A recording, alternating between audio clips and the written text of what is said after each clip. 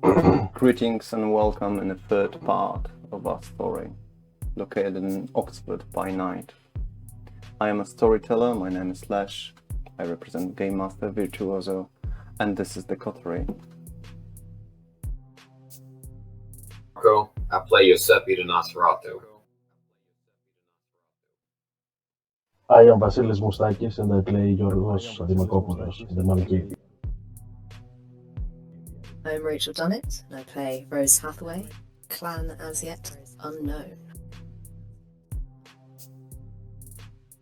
I'm Eid Mohammed. I will play as Ian, the Thin Blood. Hopefully I will not die. Well, that part of the Coterie landed in a golden church in a basement, with Ian attached still to the chair. Last time, if I remember correctly, the incident happened and the black doll lost her life. That's the moment we stopped. Yet, let's come back to this. All three of you are in a small room covered with metal bonds, heavy armed doors, protected, armored. In the middle of the room, there's a chair attached to the floor, and on the chair there's a kindred, you would say? Not surely is that a kindred, or is it not? A thin blood, as they call themselves, or whatever name you choose to call it. On your very eyes, in the recent minutes, he turned into the beast, out of the hunger. And with a little of your help, he managed to kill the blood doll, who is now held by Giuseppe and Giorgio. Rose, you are as far away as the room allows you. You hug the wall with your back, and you can't believe your own eyes. Georgios, you feel on one side terrified, on the other pissed off. Giuseppe, through your brain goes only political issues that this might cause. And you, Ian, you are actually happy. The beast released and hid again. You cannot feel her anymore. She's satisfied. So the beast let you be, at least for now. The only light that is in the room, it's one bulb attached in the middle of the ceiling, not covered by anything. It's give a little light. There's no windows in here and no other parts of furniture.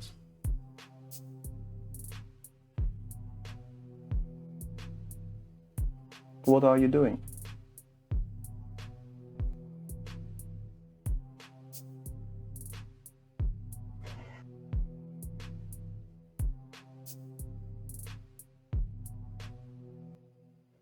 I just lie down the dead body and close the eyes. You put the body on the floor. She was before her 30s, you would say. Lack of skin and muscles from the both sides of the neck.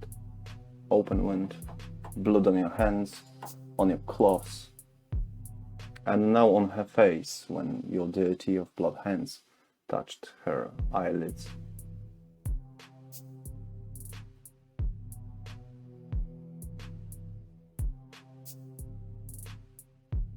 I stand up and look at Ian.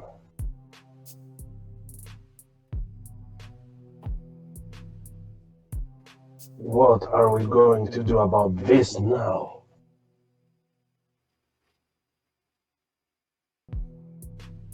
You killed her. And let me tell you, someone is not going to be very satisfied about this.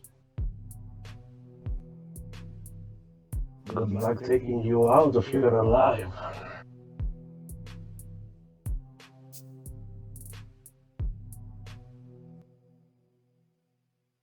I licked my hands, enjoy the moment before I realize my errors. Seeing my flesh restored to its former self, and then look to the Giorgio who's so pissed off at me and speak. What did I did? I simply. It is so delicious, so good, and yet it is wrong. Is she gonna be alright? She's not going to be alright. She's dead. You killed her. I killed.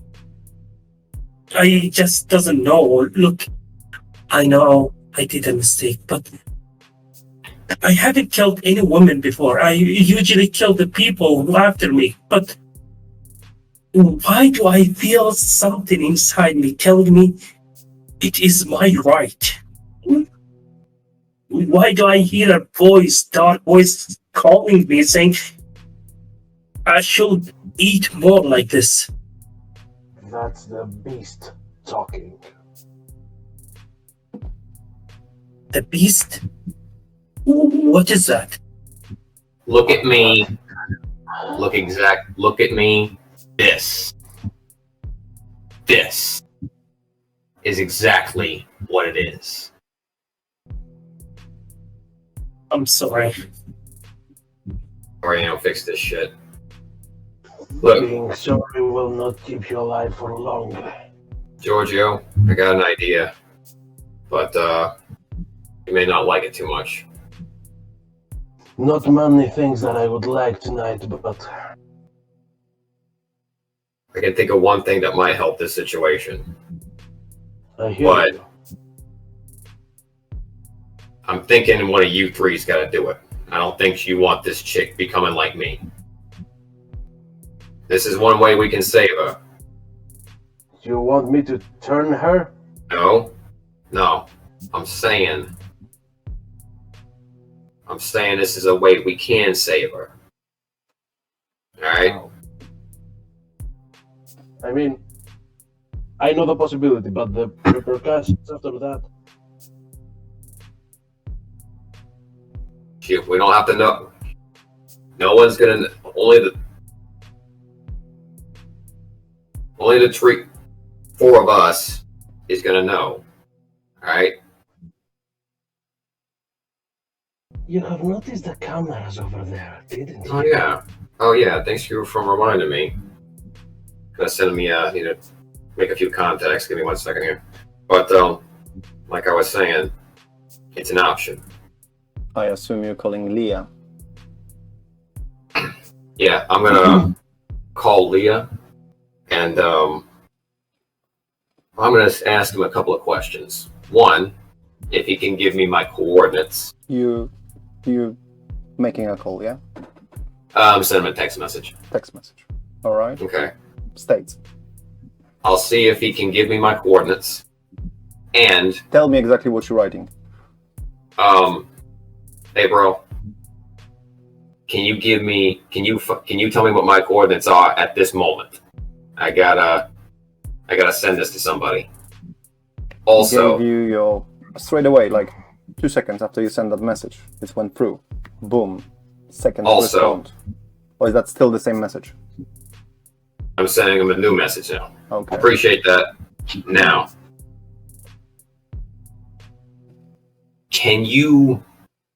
is it possible you can mess with any of the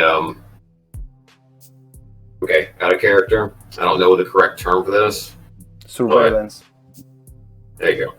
and ask him if he can mess with the surveillance in this area, delete something, buzz it up, whatever. Is that within the realm of his possibility? You received a message back. What do you want me to do with it? Whatever you think is best. I don't care. Just make it disappear. You all realize that the moment you looked at the camera back, you see that the red little light doesn't flash anymore next to it. The cameras are definitely off. You will receive the text saying, "Here you go, boss." And checks in the mail. One more thing. I'm going to send the picture I originally took of Ian to Malik with our coordinates. Say, we found your boy.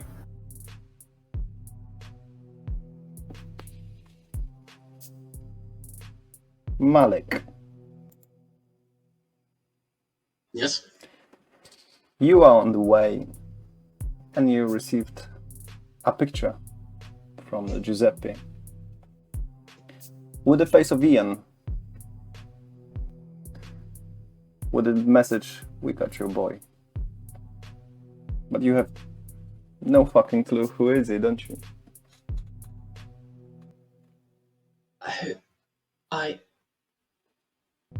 Why is he covered in blood?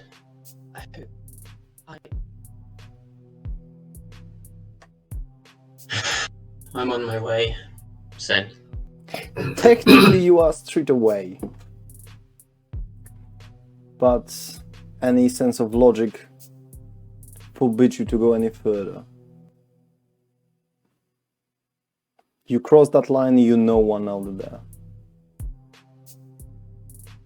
You cross that line, mankind and kindreds would want your head for what you stand for and what you represent. And there will be nothing to stop them. I'm gonna call unrested.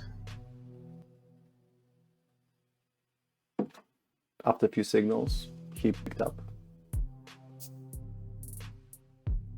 Speak. So, bit of a problem. My coterie has got himself in, better word, a lot of shit. And they're in part of Oxford that I can't very well go to without losing my head. Now would be a good time to use the burner phone, yes? Exactly. Perfect. I will give you an update when it is done. I will have a table at Miss Hathaway restaurant. When you all freshen up, meet me there. Absolutely. Good evening. You disconnect. Hang on. I'm gonna take out the burner phone and just... Press number How 1 does... as instructed. Yep. Somebody picked up.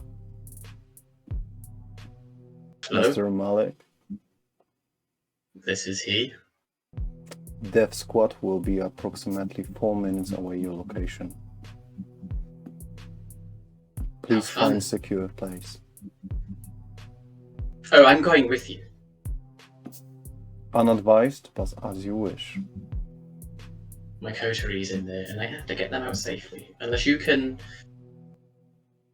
promise that, then I shall be... I am forbidden for making any promises, sir. Okay. I will be with you, but you won't see me. That's advisable. 3.5 minutes to contact. Perfect. You disconnected, yeah? Yep. Is there any message you received back to Giuseppe? That I gave him? Oh, I probably should give him a message. I should probably message it to him. I'm gonna call him. Alright. So, Giuseppe, you send that message. And after like 45 seconds, maybe a minute, when Rose is still next to the Well, you are actually closer to the corner when Ian starts to talk. Georgios, you feel itching of your own beast. And Giuseppe, your phone is ringing and is displaying that it's Malik. What's up? So, you seem to be having fun. It's quite a party. Mm-hmm. Blood and titties everywhere. You'll have some explaining to do. Anyway, there is the death squad on the way in about 3 minutes. I suggest Beautiful. Beautiful. I thank you. don't know who the picture is of the man that you sent me. Oh yeah, he's a bit of a messenger for the prince. He has some very vital information that only he knows where it's at. So it's in our best interest to keep him alive for now. You do realize what he is, yes? Oh yeah, I got a full view of this shit. Oh, great. The camera that don't offer asylum for thin bloods, Giuseppe. Oh dear. You will be responsible for them. Oh, I don't know. Any more mistakes, and his head will be mine. Understood? What's... Yep. Prepare yourselves, this is going to be noisy. And just hang up. Sound fun. Okay, look, we got less than 3 minutes to make a decision and get the fuck out of here, like, immediately. 20 yesterday. So, 2 things. Embrace or last rites. Alright? So, let me know what y'all want. I, start breaking out Ian's spines. You set him free, yeah? Yeah. Alright. Ian, that's a relief, isn't it? You can stand, you can move freely now. Giorgio. I wish to. Sorry, continue. I just check my hair and see my body once more time and think I can feel magical, something like I can feel I can talk to someone and a little bit magic and see like that, and I feel so much power, like it is not usual. What is that? Yeah. You know what? When the night goes on, it gets better and better. It's so amazing. But present moment bullshit going down. Do me a big favor. Shut the fuck up, please. Don't say shit till I fucking say something to you. Thank you. Please sit down. Georgie. I have a question for Georgie. Your phone, what model is that? Is it one of the new, or is it old-fashioned device? I think it's like one of the touch screens. So smartphone, yeah? yeah. So it just buzzed. You got a notification from one of the social media groups, no matter which one is it. It's changing the status of the one and only friends that you have on that social media, on one of your fake accounts. Status changed to into relationship by Niki Dimakopoulou.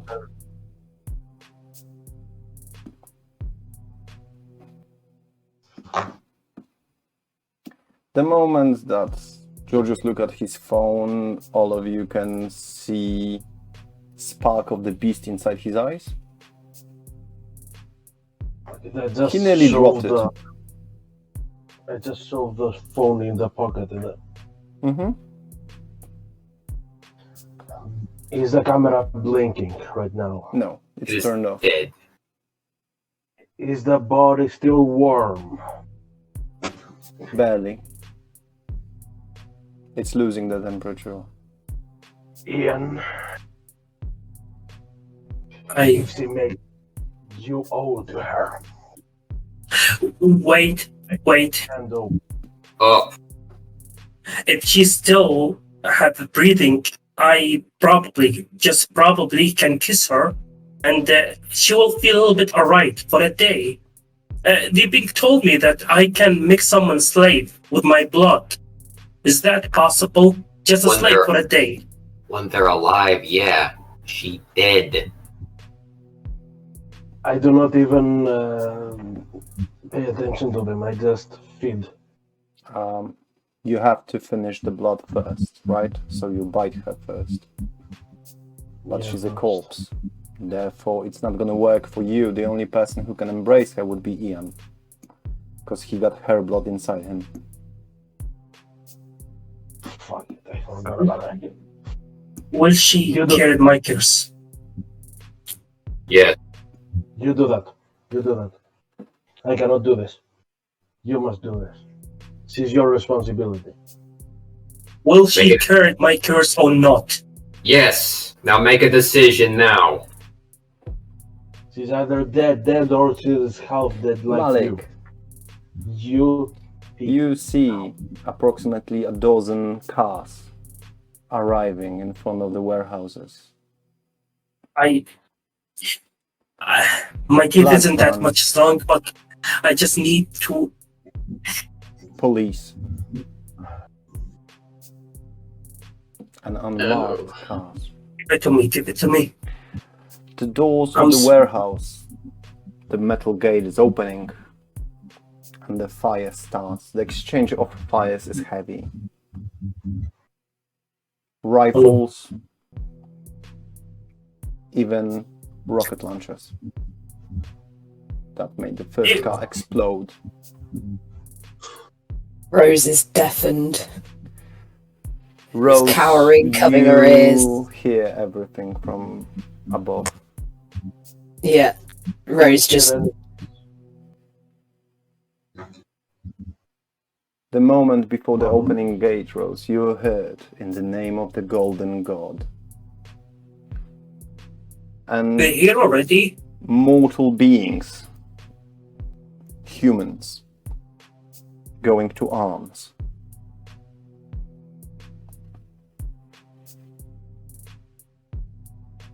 And fight.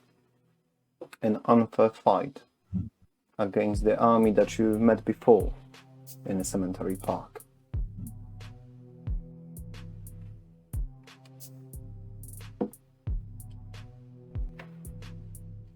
Guys, we've got to get out. This is going down now, and I can barely hear anything on top of what's going on. Question for storyteller. Mm-hmm. The room we're in. Mm-hmm. Describe it to me one more time. Sure. How solid is it? If you're thinking about going through the walls, you got very little possibilities for to do that. Even the doors are armed and metal. They're solid. Would we be safe in here? Yes. Yes, that's a safe spot. Probably the only possible way through the walls would be the ceiling or the floor. Walls around 360 are armed, reinforced. Regards the space, it is approximately 5-6 meters square. I mean, 6 meters wall, 6 meters wall, 36 meters square then. So it is tight and not very spacious. Gee, I got an idea. We might want to just bunk it down for this. If they think we're gone, we're off the radar.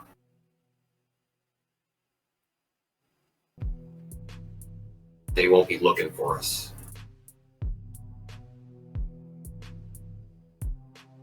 What's happening up there right now?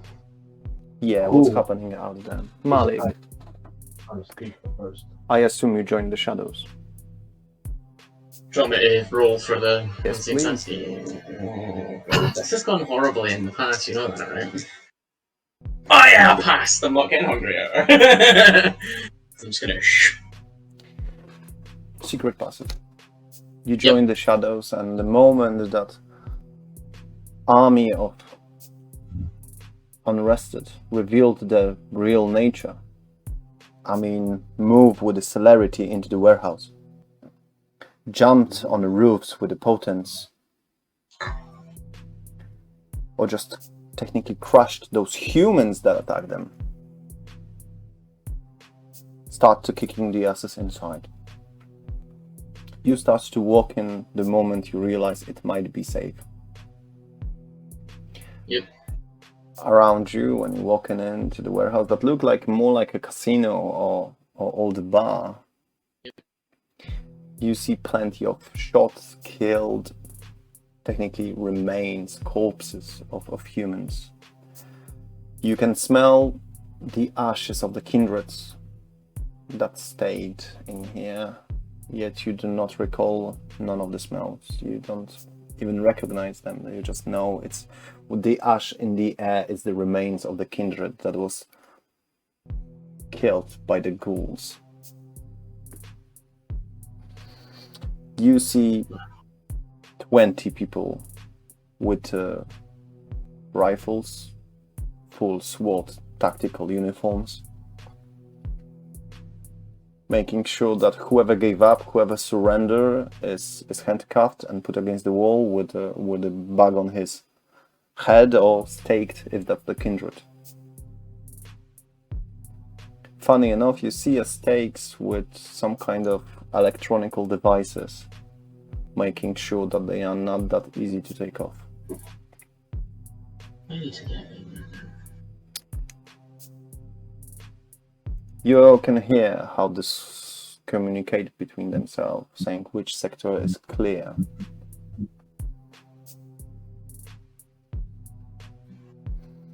Warehouse got approximately +3 levels upstairs and probably so downstairs. Where you're heading? I'm going to go over to one of the soldiers. Mm-hmm. And correct me if I'm wrong, unseen passage only breaks if I speak over a certain threshold. Mm-hmm. So I'm gonna sort of gently talk / whisper. Mm-hmm. Have you checked the basement? Unit 5, Unit 6, and Unit 8 are out there, sir.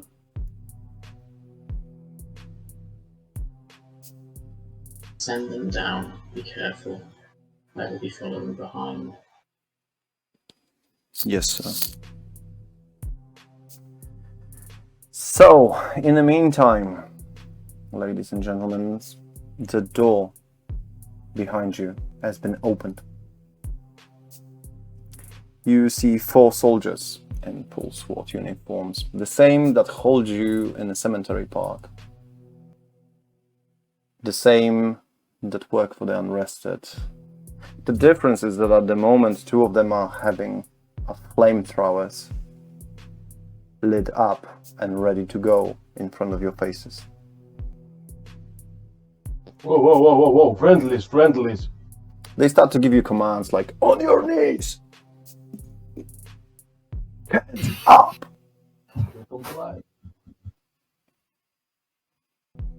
Does all of you comply? Rose is already pretty much cowered on the floor anyway. And I'm trying to look to the weakest point of them to make a little bit ambush, but seeing them, all of them are ready to fight, so I just give up without any resist. Mm-hmm. But All still of you, waiting for anything. one by one, have been handcuffed. But no one did put anything on you other than that. No stakes, no... Oh no, sorry, actually, Ian, you've been put a headbag on your head because they did not recognize you. And you have been staked. They have been staked me? Sorry? Have they staked me? Yes. Oh. So they put you on the handcuffs, they put you back, and then you felt stake in your heart. Malik, you see that one of the teams are taking out Giorgio, Rose, and Giuseppe.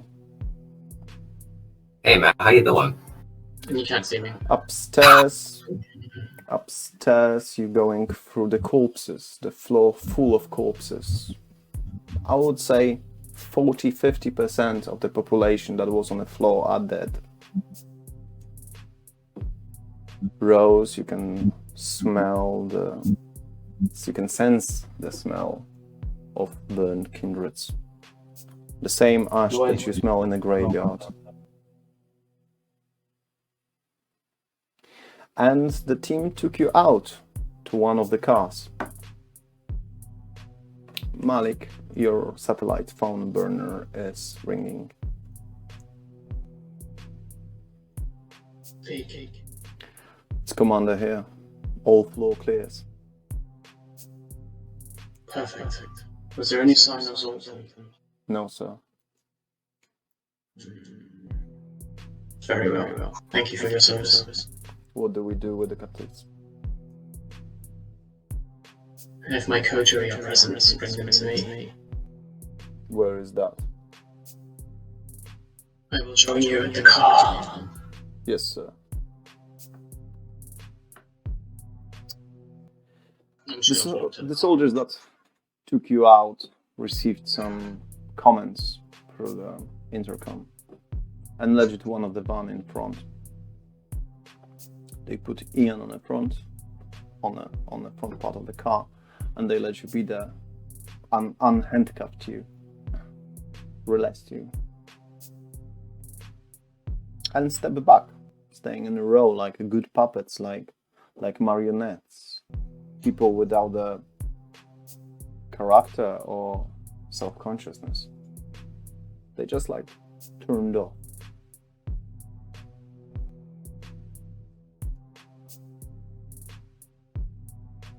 Malik, you joining them, I assume. Yeah, I'm gonna march up to where I can see all through them and just draw points in the message. In the middle of nowhere, from the middle of nowhere, Malik appeared in front of you, approximately 3-4 meters away. Who? I knew that was your cologne. You three have been up to a lot of shit, haven't you? No idea. Where is Mr. Thinblood? He's on the car, staked and with a... Oh. He's not Happy dead. birthday! He's not dead, is he? Yeah. No. He just.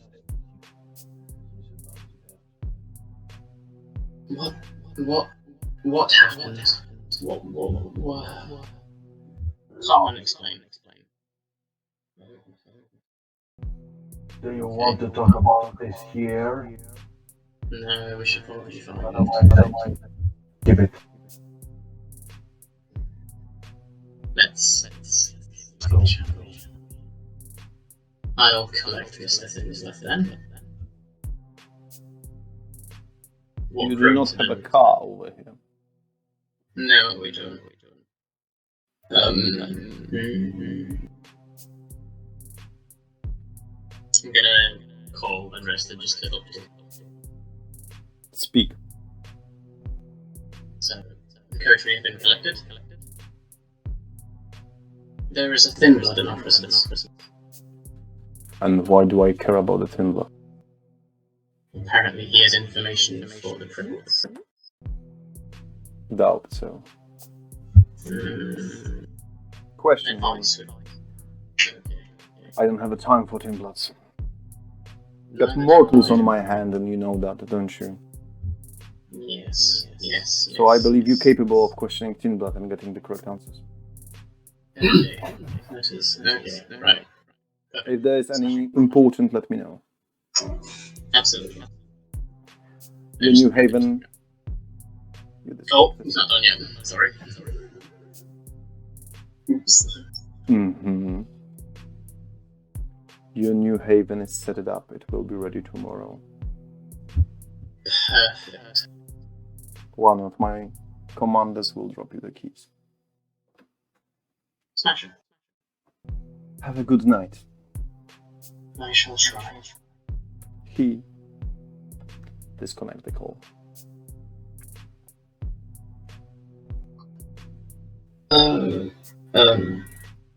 You, soldier. The closest one to him. Mm-hmm. Yes, sir. He stepped up. Where is the Thin Blood? He pretty much put his hand on him on a car, front part of the car. Oh. Okay. Let's take the bag off, shall we? He take out the bag, put his hands on a stake in his heart. He looked I'll at do you it. with a question in the eye. I'll do it. He take off his hand. Just gonna reach around to the back and just grab it and just pull it out. Mm-hmm. Not even And gentle, just your perception came back to you. And in front of you, first of all, you see that you are outside on a fresh air. Second of all, you see in front of you, pretty much on you, a Nosferatu. Your hands are still in the handcuffs behind you.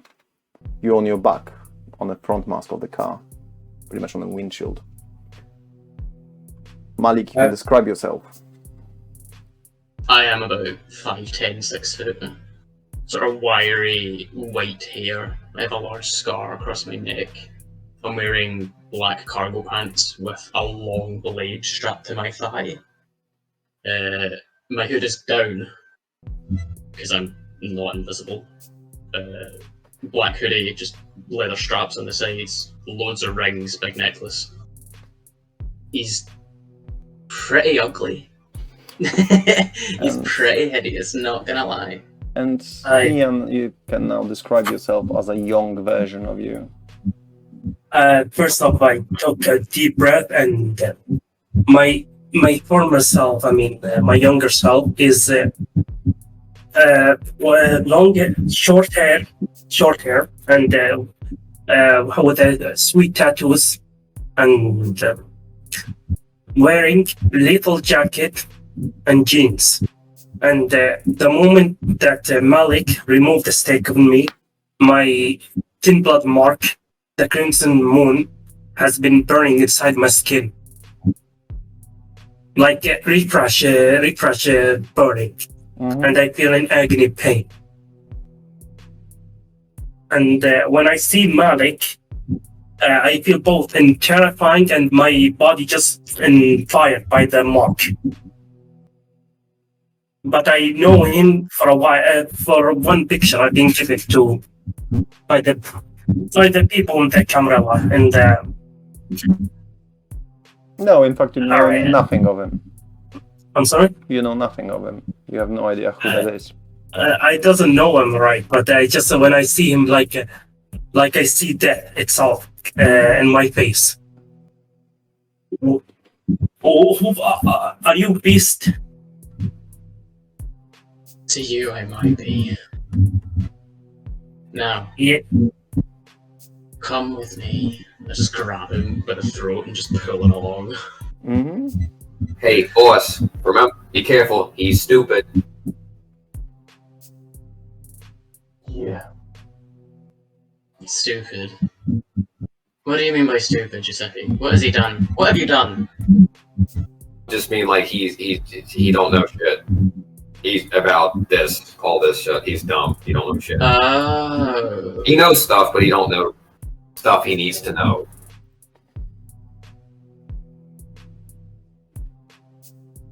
Don't look at me like that didn't make sense. It made sense. Didn't it? Georgie, it made sense, didn't it? Okay. Sorry, you're busy. I'm gonna count to 3. I'm unbuckling my knife. Tell me, in at least a good 3 sentences, why I should keep you alive, Thin Blood. You have something. I know your type. No offense to you. No offense. I know your type. And your face, no offense by the way, is a hardest type. But still, I believe I know your loyalty to your skin better than the loyalty to the where you ever come from. Is that correct? You know nothing about me, Thin Blood.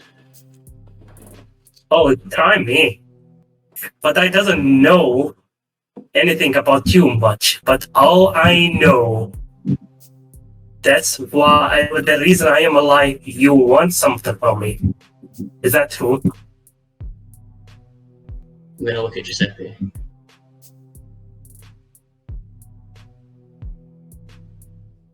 What do you know? Rose, you can clearly smell the leak of the gas. You Anyone else smell assume gas? that they're about to explode the building. Make it look We like an might want to accident. test that. You Can see we the find tactical cover? teams are coming out of the building in a quite hurry. Oh, shit, like. Hey, Malik. Let's walk this way. This way. Giuseppe, hold him. I just toss it into Giuseppe. Oh, no problem. I use my specialization for grappling. Mm-hmm. And you're hugging him like a best buddy, yeah, when you're going through the street. I give him a big smile. I suppose all of the Nosferatus in the house are wearing the hood. Mm-hmm. And towards what direction are you walking away? Let's just find somewhere dark and quiet so we can talk about this before we get blown to bits. Rose is following her nose and just trying to get away from the smell of the gas. Mm-hmm. Let's beat this barbecue. Alright. Yes. Anywhere close vicinity that's like a dark alleyway where we won't be disturbed or Well, in the annoyed. industrial park you are in at the moment, there's no chance for it. All the streets are very wide, that's a lot of empty parking lots at this time, at night. And just Empty parking occasionally you lots. see some kind of people workers finishing or going after the work. You had to move out from the Haddington Industrial Park and towards the Haddington Hill, where some of the private housing neighborhoods starts. In here, yeah, you could find dark alley to squeeze in when you can have some kind of privacy, but it was approximately 20 minutes walk that you've done in a hurry, and all the time pushing Ian in front of you and making sure that his hands are visible. You look to the left, you look to the right, there's no living person around. You are surrounded by two walls in a dark passage in between the neighborhoods, surrounded by some bushes that are empty. Not even a bird, not even a squirrel. It is approximately 20 past 3 o'clock in the morning when you decide to have a stop over here to discuss the matters further. Now, I'm just gonna take Ian from Giuseppe and just, again, by the throat, just up against the wall. You know things, I'm assuming. Yes? So, tell me what you know. I have one question before everything. I may be a little bit new to this things, but are we being followed? Giuseppe, are we being followed? Unseen, by the way. Right. I try to play it safe, okay? Not for me, but also for you. Anyway, Can I the make an reason awareness? that Sure. the reason Can I make an awareness check? You want a rouse check? Perception awareness. Sure. I thought you want to activate your beast. Could do that. No, you can go ahead and roll for me though. Sure. should I speak or Yeah, go on. right? Like I said, I know I am new to this existence, Mister Sir, but if the people follow us, we are dead. I know that. I saw other people like your type, not your face like that, a little bit prettier, but being dead by the people. Anyway, are you sure we're not followed? Do you mistake me for some kind of idiot? They are not idiot. Once they have your smell, we are all doomed. Giuseppe, your test came out as 2 successes. No BCL failure, no nothing. No, you are not being followed. Most likely all the neighborhoods that possibly could hear your conversation are asleep. Mm-hmm. One more thing, I think George said he was going to do activate the unseen. Okay, I didn't hear that part. It doesn't cost you the rouse check, isn't it? True. Yeah. You see the presence of the woman. She's standing behind the rose. She's naked, ginger, 16 years old. Her wrists are cut vertically. She's kind of hugging her, you would say.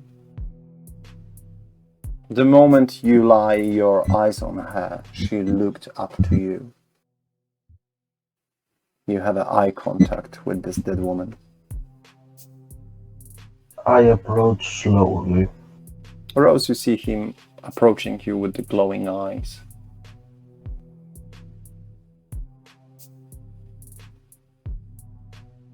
The dead girl is here with Rose, are you mic is muted? Sincere. What do you mean the dead girl is with me? Do you remember that Sincere you saw in my place? Malik and Yeah, you can kinda have an struggling interaction. to It's forget coming it. at the same time. Hmm? Say again? You can have an interaction. It's happening in the same time. Okay, this is getting rather annoying. Just tell me what it is that you know and why the prince has been brought up in all of this and why I am mentioned in all of this and we are completely safe. There is no one following us. We're not idiots. Speak. I'm losing my patience. We are not. You are not. No offense. You are not idiot. No, none of you. All of you are good people and smart. Better than I. You think I'm good people? Oh, you're sorely mistaken, little child. Sir, Please. with all due respect, Confidence. I dealt worse than you. Seriously. You faced me be. Giuseppe, tell me again why I should keep him alive. Hey, Guinea, tell him about that USB port that's been transporting around. That's the whole reason you were like down there and getting your ass kicked 3 days to Sunday. Remember that part? Georgios, Yes. you approached Rose. You are What? face to face with the ghost. Yes. Who are you? What's your name? Rose, you see him talking a little bit above your arm. I just gently touch her and like shh. You touch the ghost or you touch the rose? Rose. Mhm. Just to come. Like shh. Who are you talking to? God, shut up. What's your name, girl?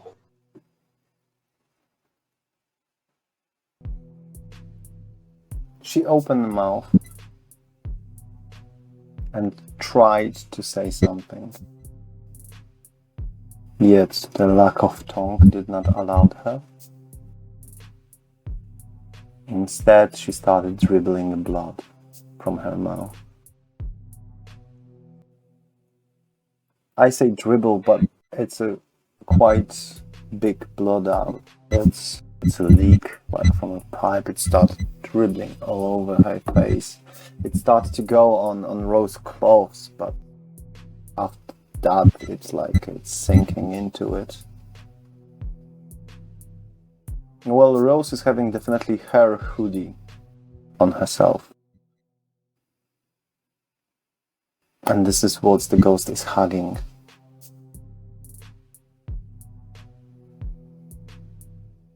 She's trying to talk to you, but you do not hear anything. Do you have any other means of communicating? Can you write down something? Can you show me something? Anything?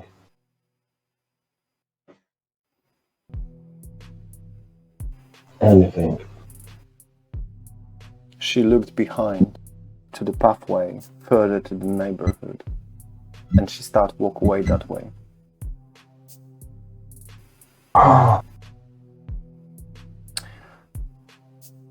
She let go Rose. She started going backwards. She showed, like, come with me. Her facial expression could say that, but you did not hear the words.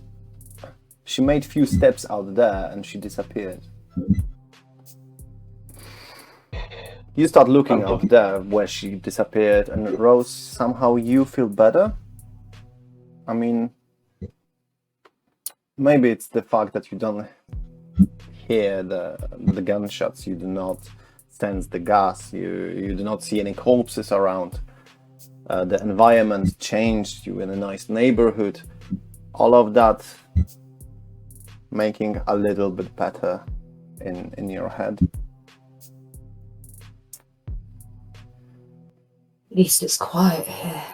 It's a dead quiet on here, other than Malik and Ian, who having a harsh dispute, at least from one side. So, Malik, Ian, Giuseppe, I suppose, where your conversation leads to. USB drive. A USB drive. What USB drive? Okay, a USB drive. Speak. USB drive. Yeah. I have a lot of stuff. Where is it? Where is it?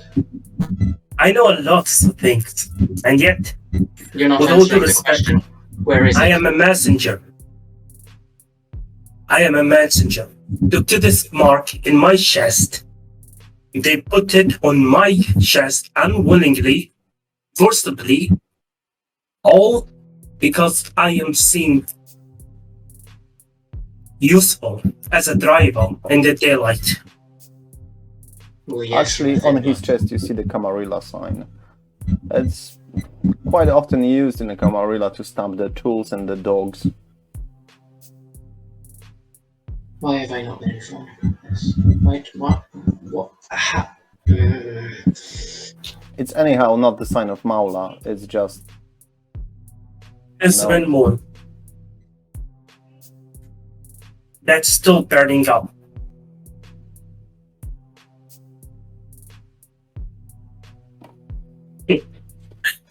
Apologies.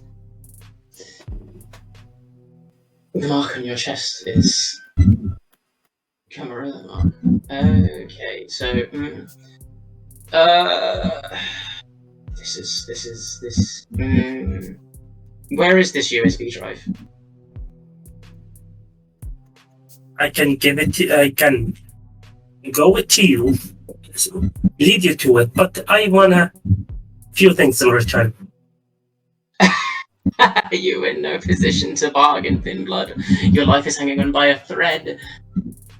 Just tell me where it is. Sir, with all due respect, My grip is tightening around his throat. I will tell you one more time.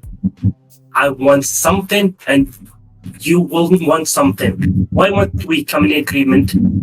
Because it is clearly to me that someone is forcing you to do this.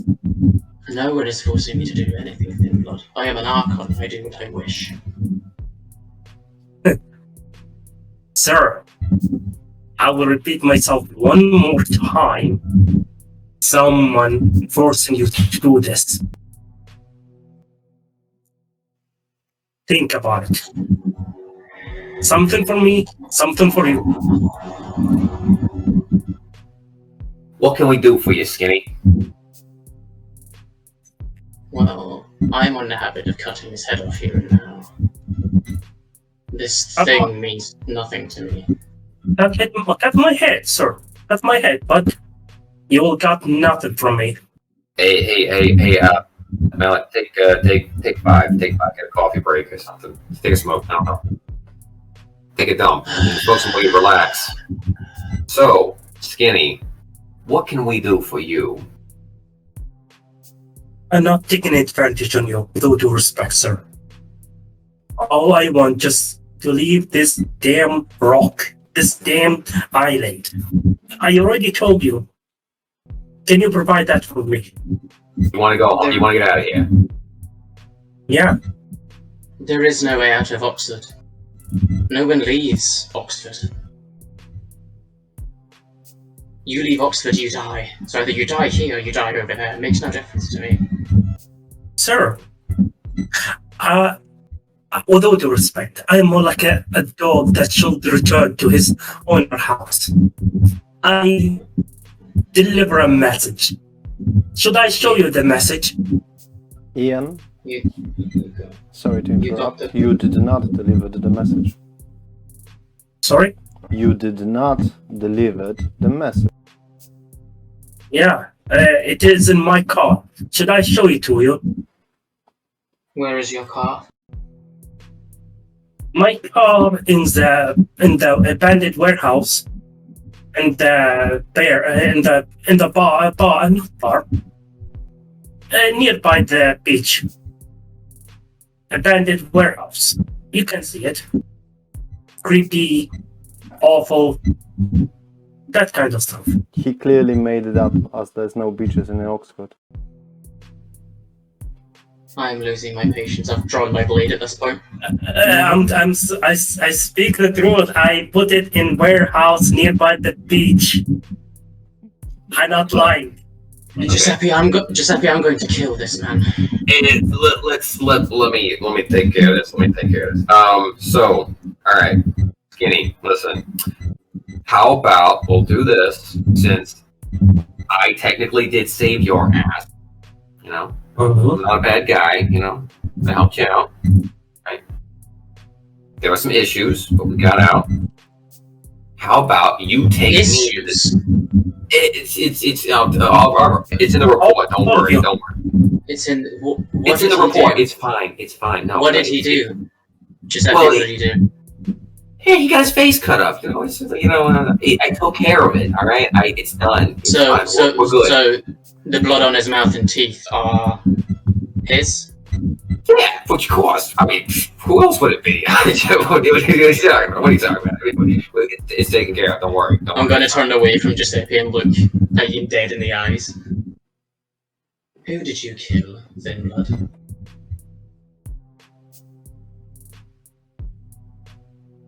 Maybe, just maybe, your girlfriend. Okay, I can't help you this boy. I'm cutting his head off. Wait, please. I will take you to the car. Would you like me to roll for it? Yes, please. If you're doing that, then roll. Yep. What is that? Strength in melee? Excuse me, storyteller. Can I please grab his hand before he does? Can I intercept? Therefore, if you want to do that, we're gonna throw an initiative test between Does Malik my celerity and count? Giuseppe. Yeah, I have it as well. I have rapid reflexes. I will just assume. Wait, Malik, you did not declare that you use rapid reflexes to cut his head off. No, I did not. Exactly. Giuseppe is adding celerity to his declaration. Mm-hmm. Right? That's Therefore, I will respect lack of your definition, the declaration, in his declaration. And I will allow him to use the celerity. Mm-hmm. Now, I would like to test. It's gonna be wits. Yeah. Mine. And awareness. My what's awareness? Okay. 2 and 4.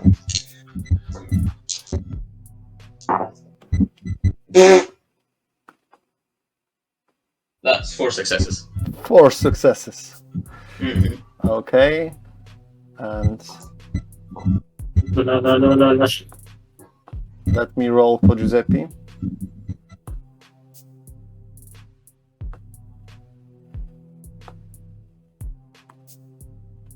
Giuseppe, your hunger is 1, is that correct? Yes. Yes.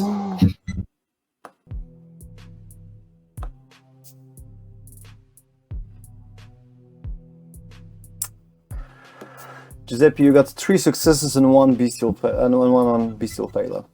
So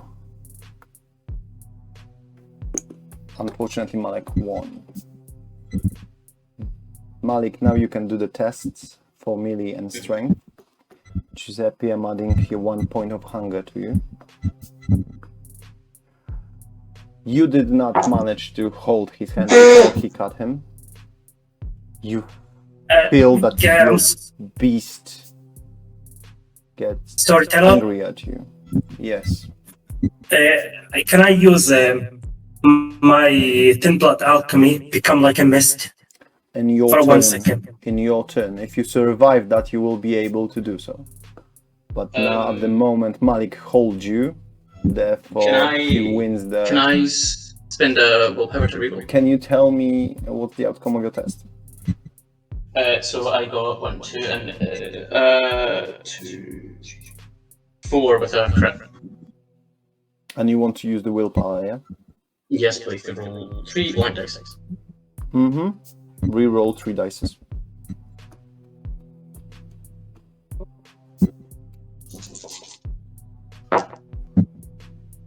Add 2 onto that. So the total outcome is 6 6 successes. with a crit. Yeah. All right.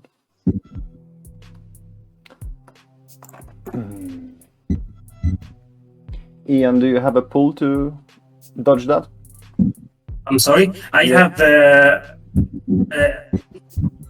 in my character I do have 5 in total.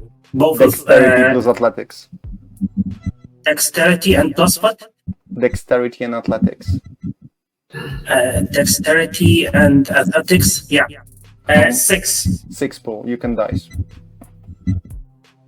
All right then. You need 6. 6. 0 hunger. And difficulty how much? Difficulty 6. Difficulty 6 and dice pool 6. Mm-hmm. Bismillah. They got very little chances of surviving that. Failure to success. Let me show it to you, storyteller. No, I believe you. It's okay.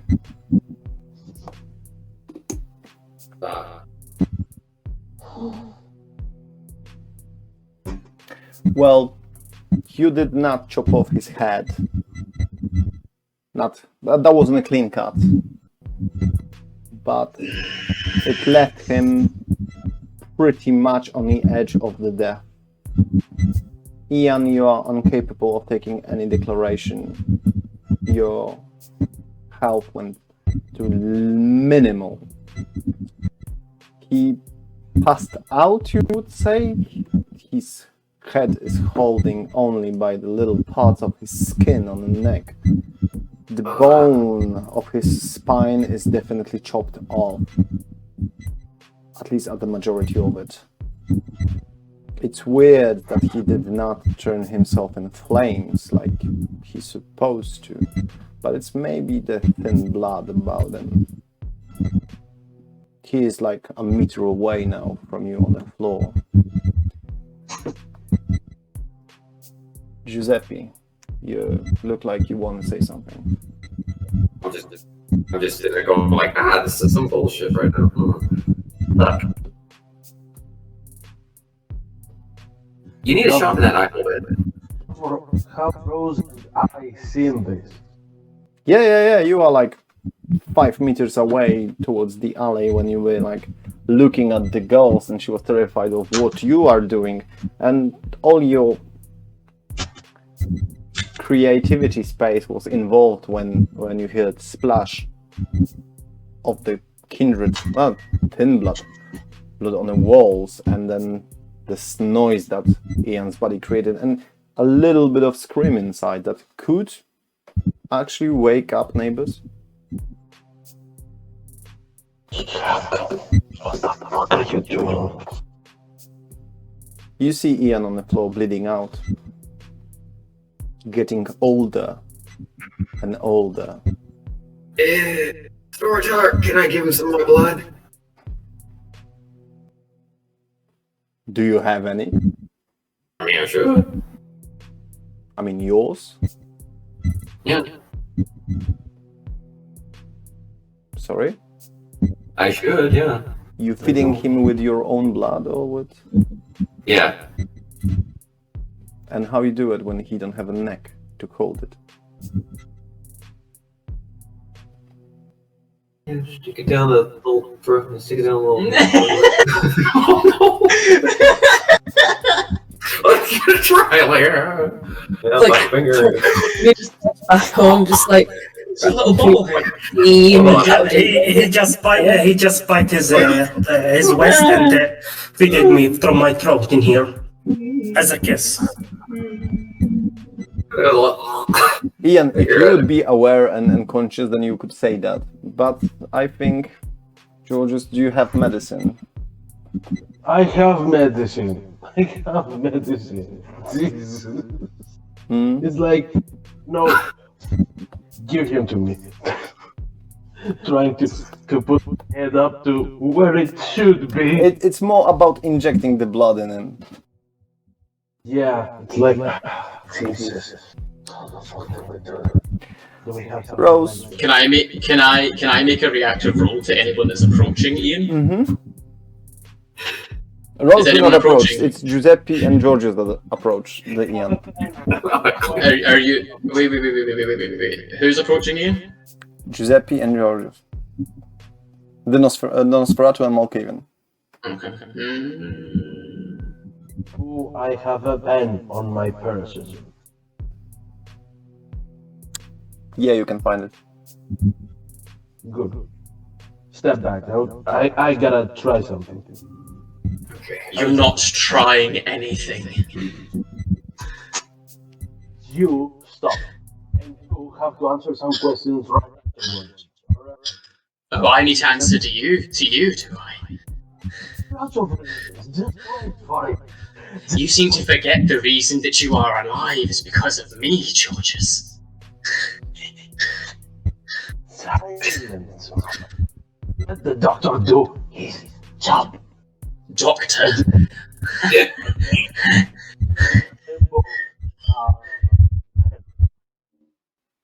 I try to draw blood from my person into the hollow shaft of the pen, Mm-hmm.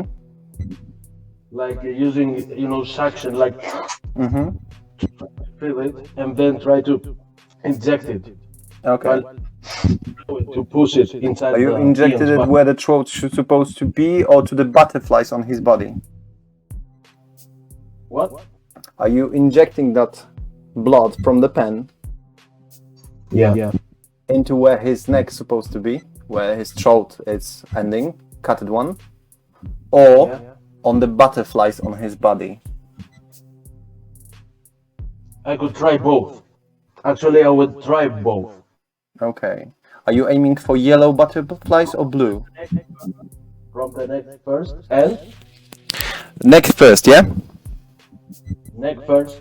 And then yellow or blue butterflies. Can I have a roll for this? Because that's just how it goes. So his body's covered with the butterflies, yellow and blue. They are laying eggs on him that are like becoming part of his body. And whenever butterfly move, there's no young skin anymore. It's an old person there. Okay, that's a. Thanks to those butterflies, he's turning from the young one to old one and old one to young. I will try that too. You told me red or blue, Yellow or blue.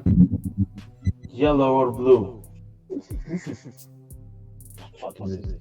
Do I have any idea about this? Can I use a card roll or something? No, you see them for the first time. Oh my God.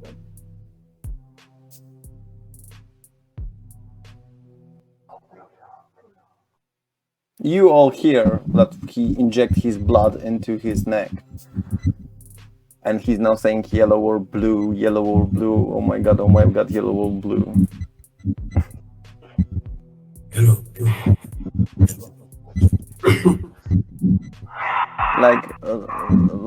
You know, anti-terrorists trying to dismantle the bomb Like a Malkavian. and thinking which wire to put.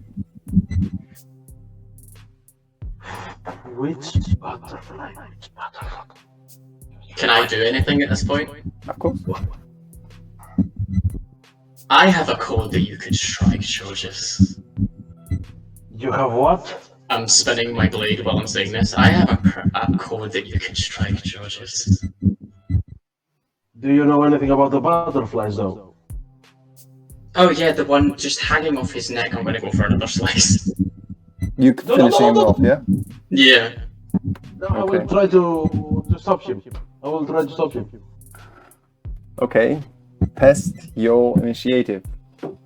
To grab his hand or anything. Storyteller, can I just speak or simply being? Actually, he put the blood into your head, so yeah, you are conscious, you can talk. But thing that you guggle is like. So is that wits and awareness again? Yes. Oh, Giuseppe, how can I help you? that's 3 successes. Once the players kind of calm down, I want to kind of see if I can find that stake. It's in Malik's possession. Malik staked him out, and it's probably somewhere next to his thigh. Really? You try and rob Malik. What? Rob? No, I'm not robbing you. I'm just kind of, borrowing it for a minute. Are you unseen while you're doing that? Yes. So going into the unseen presence is the first declaration you want to do, yeah? So you become invisible. Now, Georgios, you're trying to stop Malik from finishing off Ian. Yes, please. Malik, you had 2 successes. 3 successes. 1 was a crit. Uh-oh.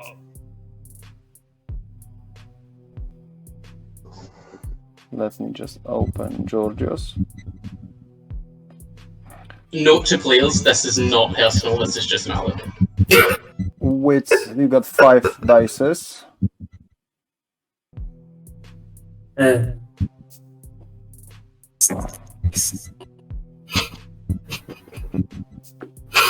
Sorry, 2 successes, storyteller. 1 critical success. Yes. You say things like... Ian, how can I help you? Can I speak? Just speak. I mean, barely, like.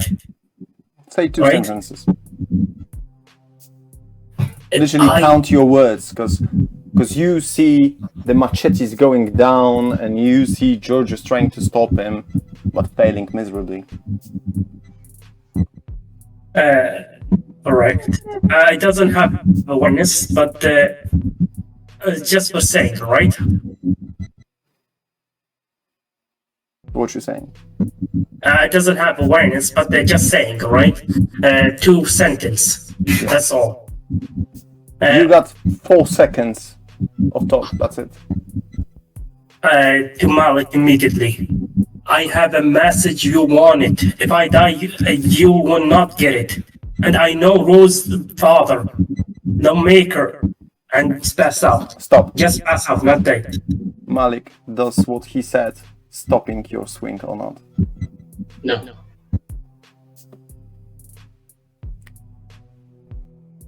The moment his head was completely off his body, he started to burn, turn to ashes. Georgios, you automatically jump off of him as vampires tend to escape the fire. And in a merely seconds, Ian was no more.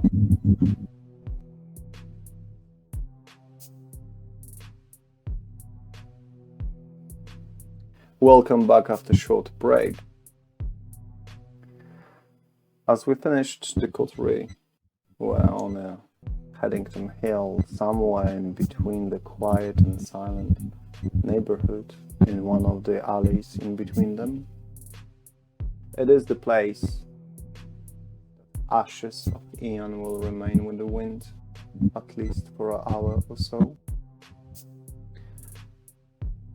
He burned underneath the Giorgio after Malik took the last swing with his kukri.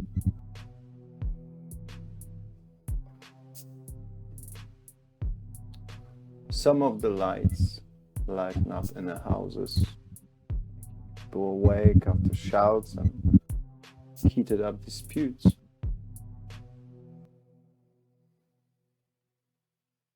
All of you look at Malik, at his smile. He's definitely proud of himself. And he tends not to give a flying anything about the thin blood that meet his final night.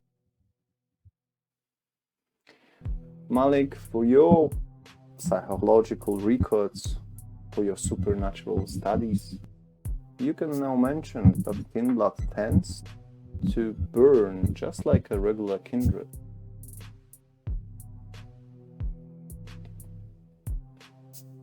And yes, it is close to 4 a.m. in the morning. Thursday morning.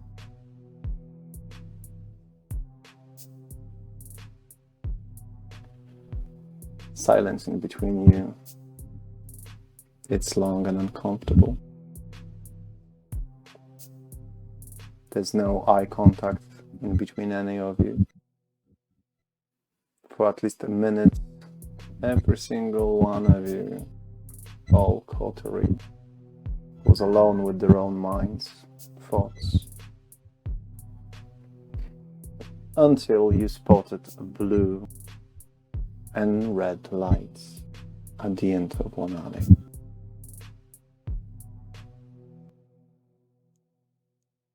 By your movement, Giuseppe, I assume you become invisible. We need to run. We need to go. Yes, let's get out of it, shall we? I assume you're moving to the opposite direction than the Yes. car. Is there any place in mind where you're heading? Or you're just wandering around? As we are walking, I am going to call unrested. After maybe 5, 6 signals, he answered the call. Speak, he said. Thin blood is dead. What was the useful information that he possessed? He would not give it. Or maybe you're shit at taking it out. Well, he pushed buttons, so... I hope he didn't hurt your feelings. I don't know. Thin blood's not hurt my feelings. Retract his steps. If Zoltan Carr decided that he knows something, he for sure knew something. Be in the places where he was. Try to figure it out what info he could have. Or maybe ask other Thinbloods around. Maybe he spread the words. I have a question, sir, if I may. Yes. According to the sire of one of my coterie, do we have an identity and a whereabouts? I thought that was on your agenda. Yes, I will keep searching. I am at the moment kindly joined by the other unsentenced. I'm keeping tabs on them. Yeah, the other. Have a good night.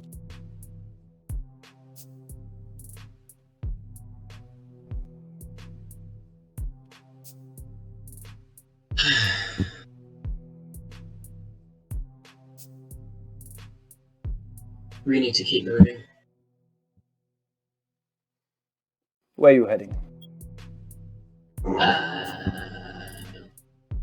What about the meeting place and time that I have to be tonight? Well, it's you supposed to be there approximately 2 hours ago.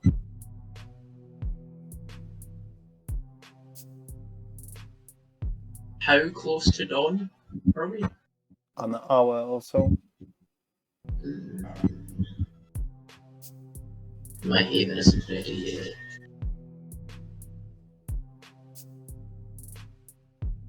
This one was a photo. I gotta do something. And I think I will need your help with this. Mine? Keeping my back, not you specifically, in general. With you, I'll have a different topic to discuss later. Oh. Giuseppe, you remember about the debt that I have to pay? Mm-hmm. Right. I gotta go there and take care of this. Other people might get hurt. I'll be with you. Thank you. What about you two?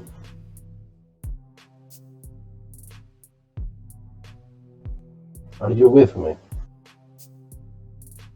Well, I can't exactly be on my own. Well, that's true, but I think it would not be safe to show your face in front of these people. I think it would not be safe for them to know that we know each other. Since we both owe them money, let's keep that a secret. But Yes. They would use it against us for sure. Yeah, so let's go. Are you intending to go to the Dimitri? To the place where I have to find Boris, I think, To Boris? to pay the debt. And I don't know what happened with what's up with the money. I don't know how much money I have to give them right now, or I'll have to use something else. It's nearly 4 a.m. in the morning. Even if you grab a taxi, it's gonna take you a half hour to get there. That's gonna leave you approximately 40 minutes to sunlight. Is there anywhere close to us where we could hunker down till the next night? Yeah, Yes. thank goodness. Okay, let's do this. Giuseppe, you wanted something? As we go to wherever we're going, I'm gonna hit up Luan and ask him. Text or call? Text. I'm gonna send him that picture of Ian and ask him. I need can you give me all the recent locations within the past 2 months this person has been?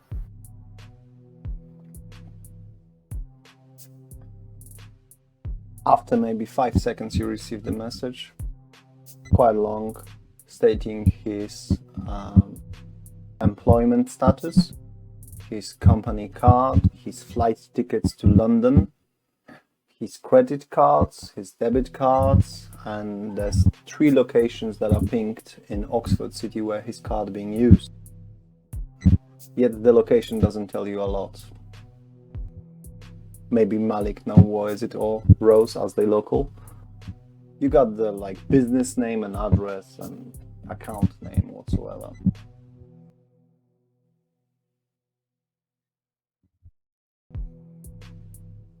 We know he mentioned something about a warehouse, his car being at a warehouse by the sea. There is no beaches in Oxford. He was lying. This is all the places he was. This is information. Do you know any Well, other place that he showed you 3 locations. First one is the private club named Privilege. Second one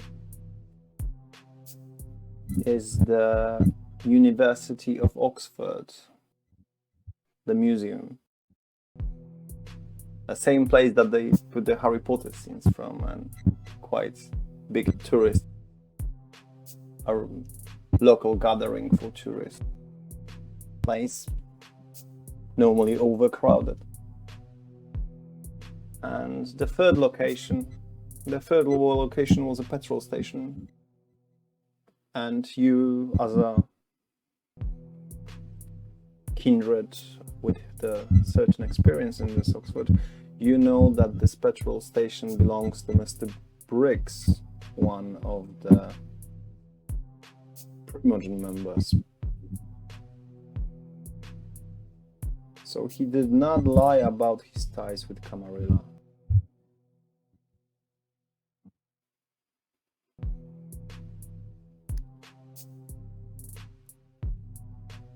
This can be handled another night. We need to find somewhere to rest. Yes. And I need to get myself cleaned up. All of us. So, we're going to the place and then we bolted to rest for the night. Specify Alright. the place. Where could we go that would save us from the sunlight? Either Giorgio's place or Rose's place. As you don't have one and Giuseppe doesn't have one. We can't go. Don't think we can go to mine because I expect it would probably be scouted by police and stuff. So it's a no-no. You come to my place. I know you don't like it, but still, better than nothing. Better than getting ambushed by police again, That too. especially one's already screaming vampire. Better than turning to Ashram like our friend in the alleyway. So by speeding things up, I can tell you that through the darkness you dwelled to Oxford and you reached the address of the clinic, psychological mental health clinic of Georgios Dimakopoulos. The place you have been before, the one with the red sofa in the living room. The body stinks though. It reeks in the place. Yet it's fully secured from the sunlight, which is coming up as you arrive just after 5 o'clock. And the sunlight can be visible slowly at the edge of the sky. All of you start to feel tired. First, your beast went to sleep. And then you started to look for the places in his haven where you could lie down. In a matter of minutes, your body became completely dead. You shut your eyes and you stop listening to anything else than your heartbeat that's showing up maybe once a minute and slowing down. And the day came up. Another day.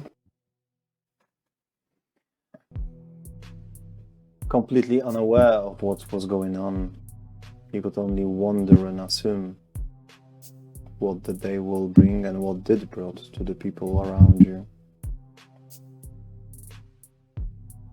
Maybe you perceive some noises from outside, mostly Rose.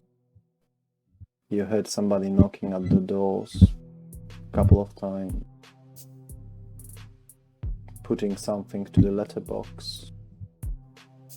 You heard cars, traffic, multiple conversations that you don't remember or didn't have a sense of, just didn't pay attention to them.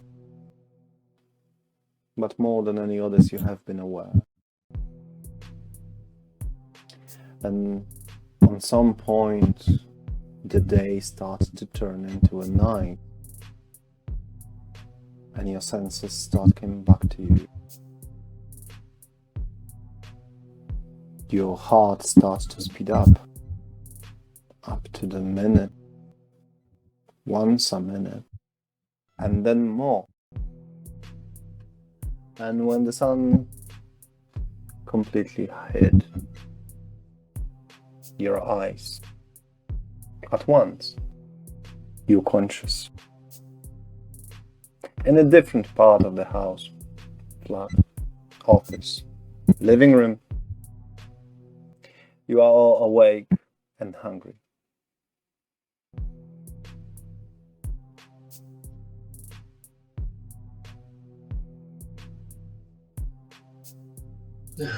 It is Thursday evening.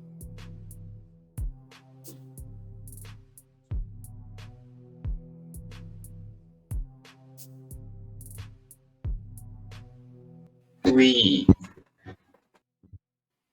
Gotta talk. Yes, we must start getting to these locations. You gather up in the living room, I assume? Yeah. Who's participating in the conversation? Some questions. Sorry, could you repeat that? Malik, Yes. I need to ask questions because I need some answers. Fire away, Georges. The other time you had a call and you named someone Darling. Yes. I'm wrong. You know the person. Yes. I suppose he's a Nosferatu. She is a Nosferatu, yes. Oh, she's a Nosferatu. Thank you for that. She has a child named Kevin. Oh, yes, little bastard. Oh, little bastard. We're getting there. Alright. See, here's the thing. I take the envelope out. Mm-hmm. This one was a little gift from the Sultan. Zoltan Khan gave you that.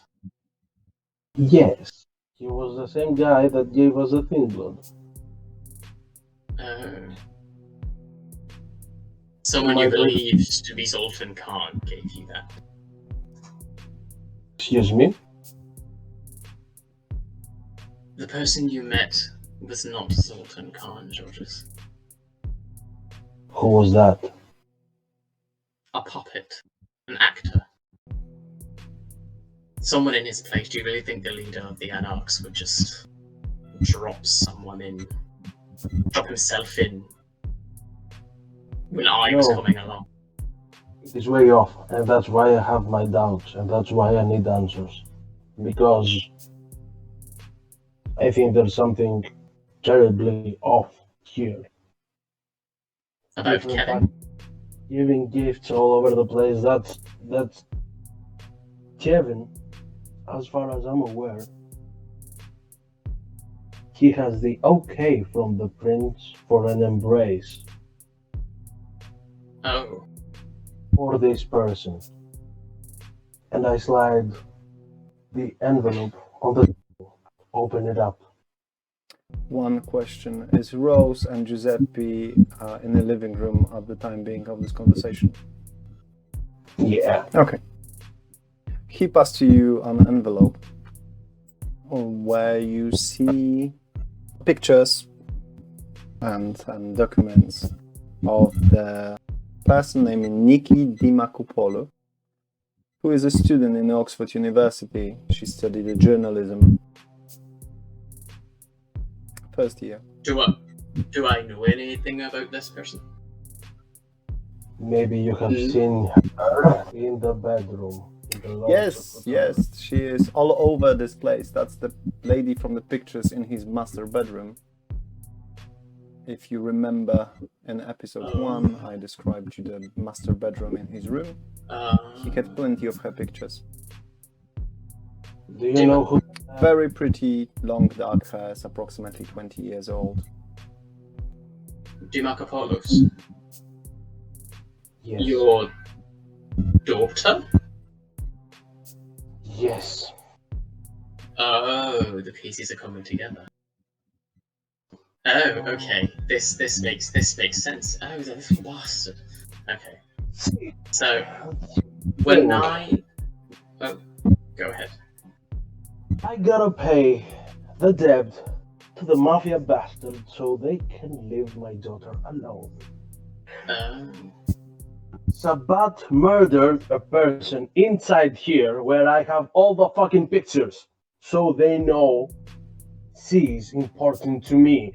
And now this dear Kevin wants to embrace her. Well, that is something, isn't it? So when I ran, shall we say, out of the limo before you went to see something, I was greeted by unrested and went to the Oxford University Museum. Yes. And lo and behold, there was Darling, holding Kevin up by the throat.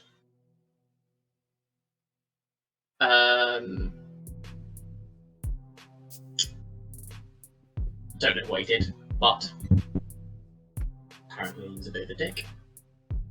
So, anyway, I went and spoke to the prince. Anyway, this is not any form of... After my speak with the prince, I saw Kevin in the corridor. And can you guess what he said to me? You're gonna love this. This is gonna be hilarious, trust me. He told me he was in love. He was in love. So putting the pieces together, whoever he's in love with could very well be your daughter. And I asked him if he had embraced this person, and he said it wasn't him that was to do it. He was very undignified in giving this information. I had to almost beat it out of him, but unrested stopped me, so... Give me a moment. Okay. You want her to be embraced. Yes, apparently he's in love with her, but he didn't give up her name. Apparently he didn't know it, which didn't make sense to me. How do you not know someone's name when you're in love with them? But anyway. But he doesn't want to embrace the person himself. No. Makes sense. I mean, look at us. Look at me and Giuseppe, we're Nosferatu. Would you really fall in love with someone that looks like this? Shut up, you're gorgeous, you two. Oh. Thank you, Giorgio. Welcome, my darling. Everything.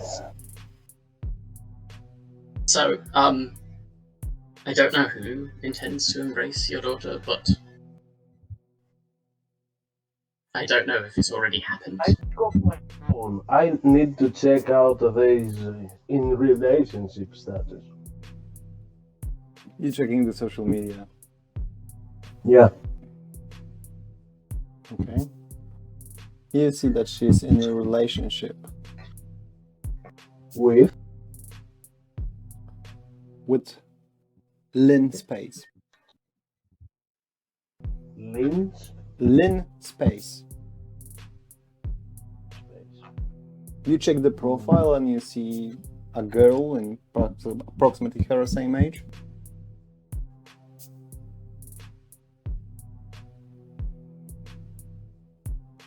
Link space. That's the surname. So it's like a girl at the same age. Yeah.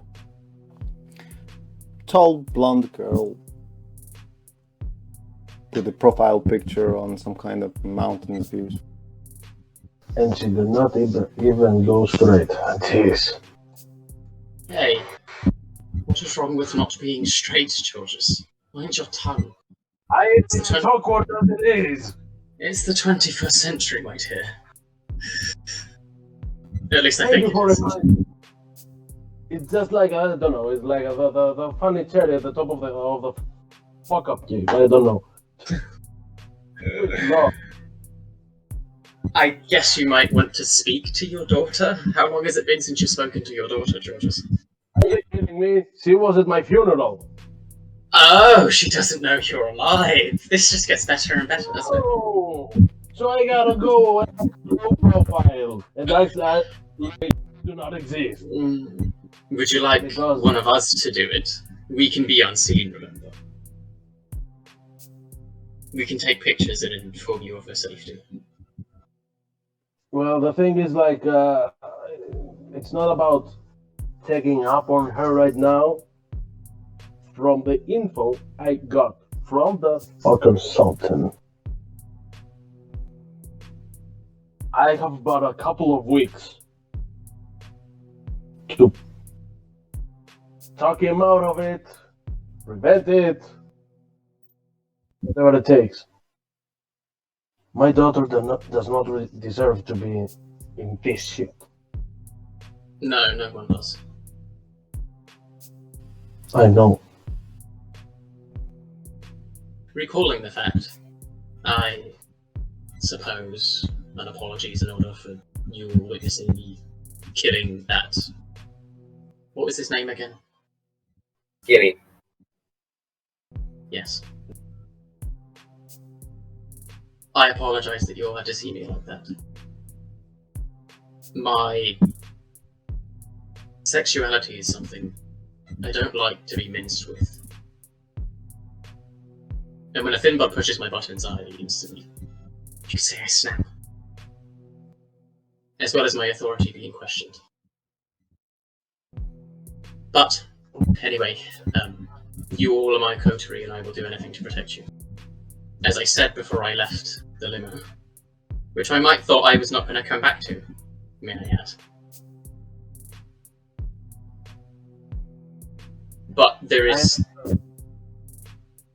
I may There's- be mad at you about doing this, but I still got your back. I appreciate that, Georges. There is something else that I might want to discuss, involving Rose. What about me? My dear, do you remember when you were embraced? Do you remember anything? No. Rose, it is about time you can test your intelligence. Yeah? Insight and intelligence. We're Every getting success. Rose's first roll. What am I rolling for that? So, well, if you want to roll, it's probably easier.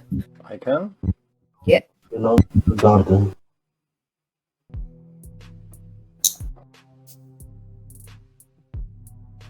The roses belong to the garden. Intelligence 3.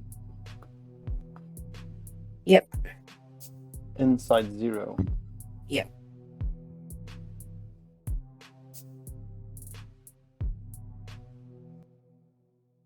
And hunger 2 at the moment, isn't it? Yes. Or are we all at hunger too? Mm-hmm. Not done. 1 success. When he asked you that question, it came with the echo inside your head. You remember... You become happy for a moment. Like it was an emotional state that you were in when it happened.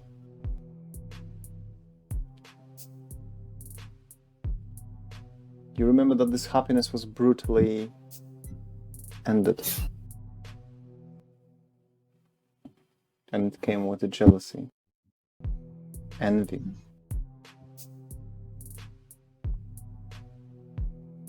You remember voice. Male voice. That you do not recognize.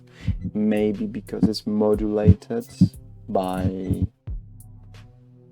fangs or beast that can be sensed through the voice.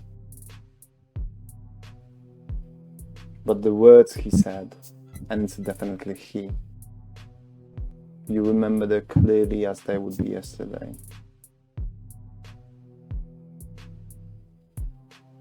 Who's the boss now?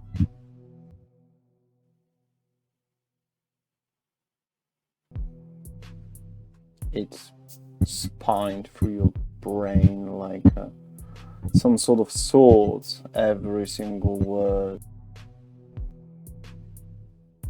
Sharp as razor. When you ask her a question, she blinked a couple of times and sat down. Are you okay? Pieces are coming back. The only one thing I know is a man. And all he said was, "Who's the boss now?" Man, we're getting kinky up in here. Behave. Thing to do with your work, maybe. At this point, I wanted to tell you, because connecting dots here. Rose belongs to the garden. Belongs to the garden. Garden. She can crowd control people with her presence. And she is hypersensitive now, am I right? Yes, I do wish I could turn that off. Turn it off. Hmm? Turn it off. What, so do I need to, unfocus? Yeah, take it like that. Do you remember what I told you about the roots and the nerves expanding? Yes. Retract them. Do it.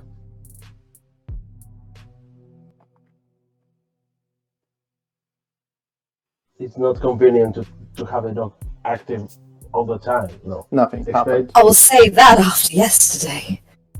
Nothing happened. You do not feel any changes. No roots retract. Doesn't seem to be working. I think I might try something. I will Be my try to guest. I would like to try and mesmerize her to disable her aspects. Is that a rouse check or not? I think it is. Mm. This one, it does. Oh, we're already at 200. This is not going to go well. I will try it.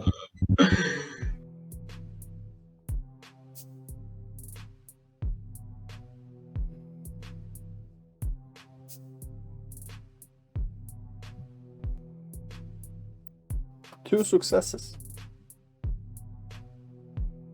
You hold your beast. You looked her into the eye, and what are you saying? Chin, and I'm like, turn it off. His words went through your brain like razor sharps, like a sword, and become true, become real, and your senses came back to you. You can easily say that the roots have been retracted. You do no longer hear what's on the other side of the walls. You do not longer see like through the binoculars. It is peaceful and more Thank comfortable. you. You're welcome. See, Very well done. we have a rose here. Oh. He's a Tory. We did not need a friggin' Tremere to figure that out. Yeah, I mean, shit, I mean, you know, could have been a blood, could have been a bluey. You know? I mean, The blue.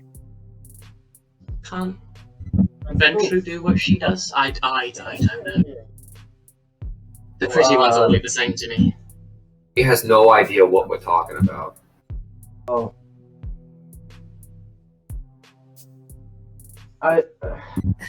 All I know is that thin blood mentioned my name and sire before. That's the guy who did this to you. So maybe if we find where the information that he was going to give, maybe that could help. But the only other puzzle piece that I've got is the coordinates that we got. And it showed my assistant manager with Arthur, my mentor. That's the only thing I can think of. We've got to deal with two. What about your mentor, by the way? The privilege club? And yes, privilege, that was the other name that we had, wasn't it? Don't say. Wasn't that? Yeah. Yep. All right here. You're gonna make me go into a den of Toreadors, aren't you? It's okay, cousin. It'll be okay. Just smile. Toreador? Toreador? Toreador. Don't you know? Toreador. The very fancy pantsy. Oh, look at me! I'm so beautiful. I get everything I want. Okay, Those okay. fans. Hold on. Okay, let's be fair. All right. So, I'll give you a rundown. All right. Of all the clans, okay. Toreador, the Rose, you know what we presume you are. They love everything. Okay. The Beauty, art, music. They can't leave the human world behind. They want to be part of it so bad, and they gotta stay there. So they surround themselves with all these beautiful things, you know, and it's kind of like, you know, the idea of like the rose is like, you know, it's beautiful, but guess what? You pull it too tight and, you know, pricks you and shit. And, you know, oftentimes, you know, they go for people who are like them. You know, you might be attractive. You know, you might be, you know, have some talent. You know, might be a good painter or something. I don't know. Maybe you bend over backwards and kiss ass really good. You know, it could be anything. They're kind of picky, but, you know, they have an idea what they want. So, yeah, sometimes it's snooty. You know. As history goes, the Toreadors and the Nosferatu don't get on very well. You gotta find that happy medium. I keep them at arm's length. And they No, usually do not like Bolivians either because we tend to roast them a bit. But look, it's fine. They don't throw fantastic parties. That they do. Now, look. I'll be fair. I have this beautiful Italian tuxedo, handcrafted. You know, they gave me like a sample of cologne. Look, I mean, I did a favor for the guy, and it's like, yes, look, and I never looked sharper. You wouldn't even tell. You thought I was just a crime victim.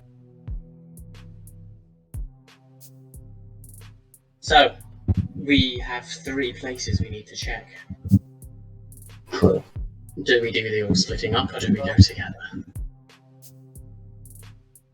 We have the gas station, we got the Privilege Club, and what else?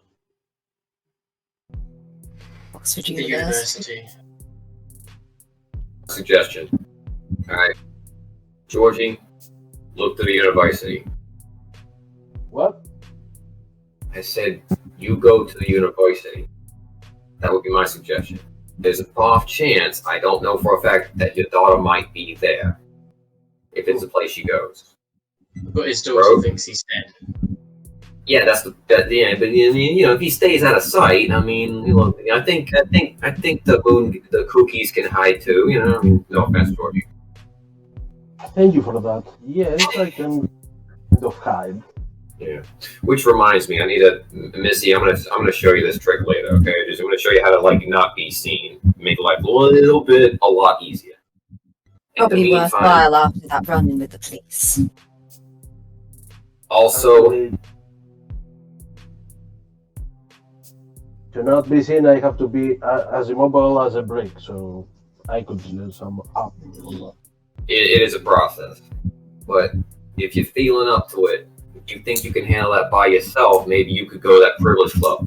And maybe not. I don't know, because I think you think you got wanted posters and everything. I will go with her, but I won't be seen. All right, I'll handle the gas station. I need to pick up a few millers of Bud Light anyway. Tell Mr. Briggs that I sent you. He's a friend. Oh, all right. He's gonna give me a discount. No. Oh well. Okay, well shit. So it is my understanding that the coterie splits. Yep. Malik and Rose going to the Privilege Club. Giorgio Dimakopoulos goes to the University of Oxford, the journalism section. And Giuseppe, you going to the separated and standalone petrol station at the edge of the town. As your GPS coordinates tell you so. Alright. So, with no further ado, I will start with Malik and Rose. Sorry, could you repeat that? Mind if I change some clothes before I go to disguise myself? Yeah, you wash yourself and you change clothes, yeah? Mm-hmm. Something different, not describing of me. Sure. So, Rose and Malik, how are you planning your trip? You walk? You going through the bus? You call a taxi? Driving probably be best, especially if we've got a vehicle with tinted windows. You do not. Dang it. I could make some calls and try to get us a car with a driver, but it's very unlikely. I'm not exactly. I can drive. Oh. You don't have a car. Do you want me to drop you I off don't anywhere? have a car, but I can drive. I have mine, I can drop you off. Your car is parked in front of the old Malik's house, isn't it? In front of his house? Yeah. Yeah. Uh-oh. So we got picked up by the car, didn't we? Yeah, we got picked up by the other car. Oh, and I'm gonna pull my phone out and just scroll through. It's got burned as well. Jesus. I'm just gonna scroll through my contacts and just try and find someone who could maybe possibly loan us a car. Your contact. Darling? Unrested? Yeah. That's it. That's it. And those four, yeah? Those three, sorry. Yeah. I'm gonna take a coin out of my back pocket and just let heads or tails, dear. Tails. Tails it is. I'm gonna call Darling. This should be good. Malik, Hello, darling.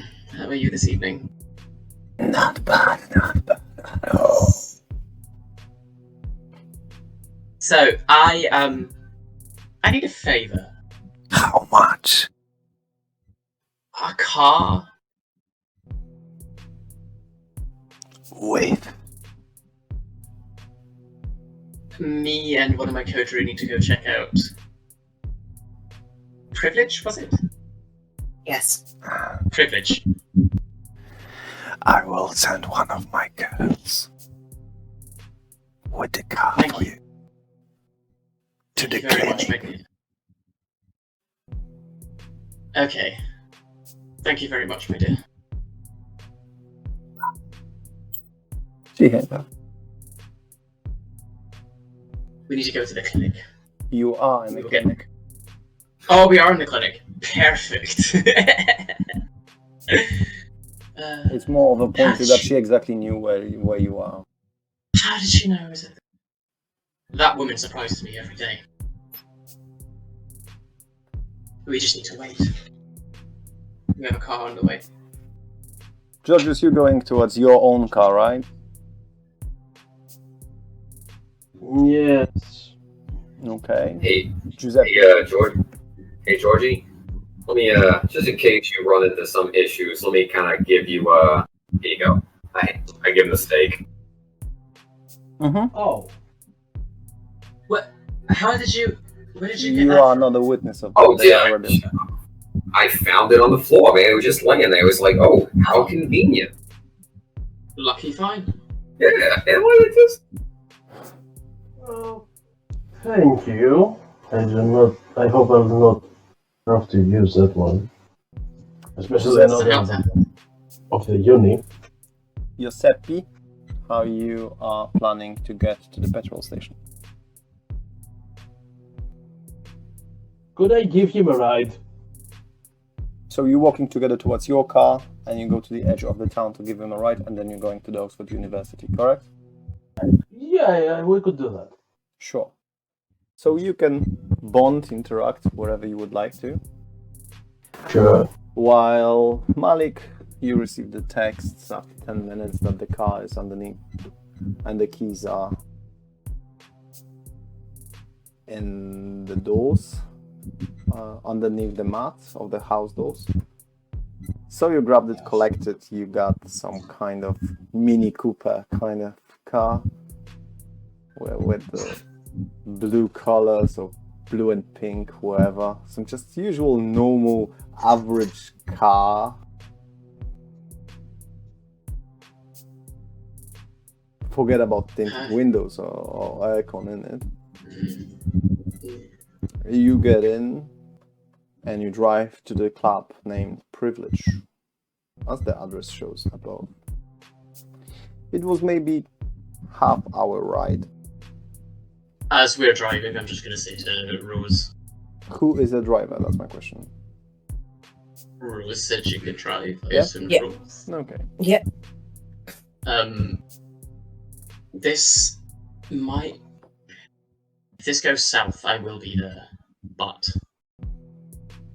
should it go really south, your intention is to run. And run fast. And run far. Do not come. Understood? I don't like it, but understood. Thank you, my dear.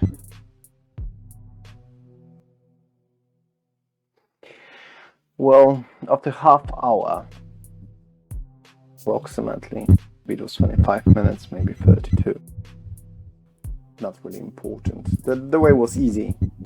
The GPS on your phone was showing up straightforward, turn left and all that kind of stuff. No maze out there. You went to the approximately center of the Oxford, where the nightlife is open all the time. And through many pubs, clubs, and other kind of night entertainments that you can have in a city filled with students and youngsters. This one building that you are looking into doesn't look like it's very active. You struggle to park your car anywhere in a city center. So you had to park elsewhere and walk in back to the address that showed that GPS. And all you see is in between very, very live and fulfilled locals and clubs. Crowds on the people, I mean hundreds and thousands of people on the street at this time. And it's not even Friday yet. You see a white building, maybe 4 stories up, with a nice garden, little restaurant inside of it. And it's called Privilege, Restaurant Privilege. And you as a owner of the restaurant, you know your potential threats, and it's not on a list of it. I mean, it's a 3-star family restaurant. It's I would say bad from your perspective and for your taste. You as a celebrity would not like to be seen over here. It's far away from its name.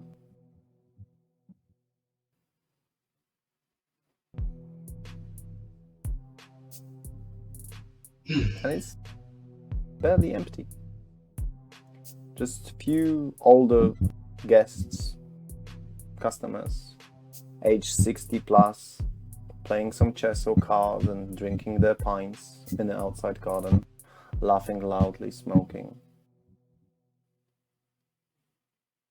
The image that excuse me, the image that Giuseppe sent me, I'm going to create a group chat and just post the image in there and be like, we use this to gather information. Mm-hmm. So Rose will have it on her phone, etc. Use this and ask around if anyone knows who he is, where he's been, anything. I will be there next to you, but you will not see me. Okay. To get an entry, I will simply slip through the door as you come in. Okay. Let's do this. Never big smiles. Couple people started to turning heads around you as you're just standing in front of the restaurant, and then they passed through, and it was like, wasn't that she? It's not like starting to asking the friends of theirs, or somebody just like have a second glance at you when they passed. You slowly become recognizable for the crowd. Let's get inside before too many people That's a spot, good idea. not me. As she's heading up to the door, I would like to be on the same passage. Mm-hmm. And I Rouse will- check, please.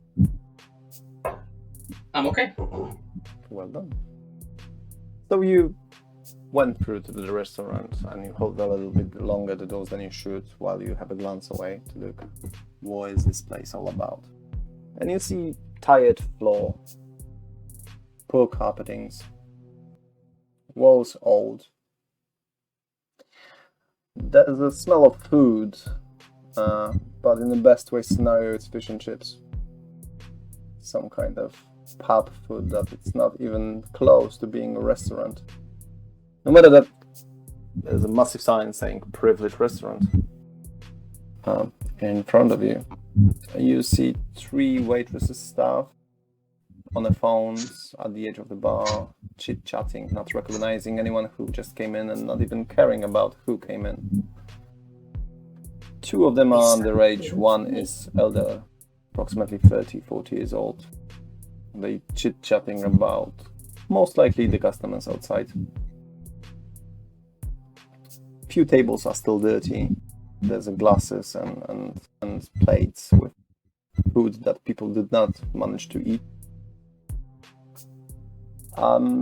Other than that, you can see 1 or 2 TV screens displaying some kind of sport event, but not really important, if you know what I mean.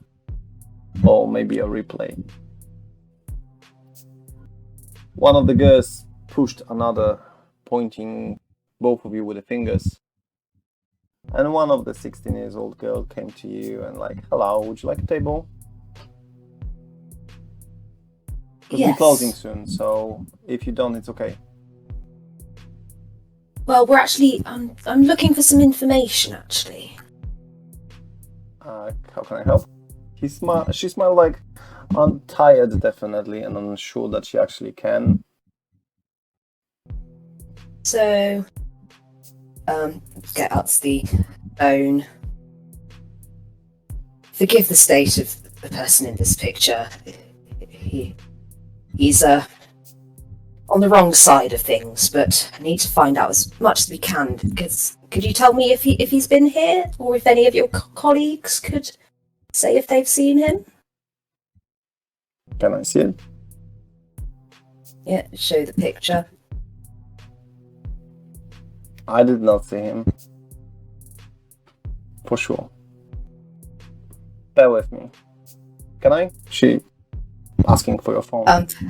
I'll go with you if that's come on. okay. She walked into Making the sure to older keep- and to her colleague, and she started asking questions, pointing at your fingers. I'm After following. the moment the two ladies came up to you, she glanced at the picture of Ian that you presented. The older lady said like straight away, no, I don't know him. The other young one is like unsure.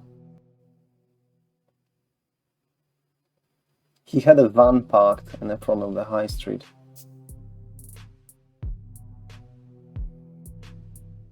Could you say that again for me?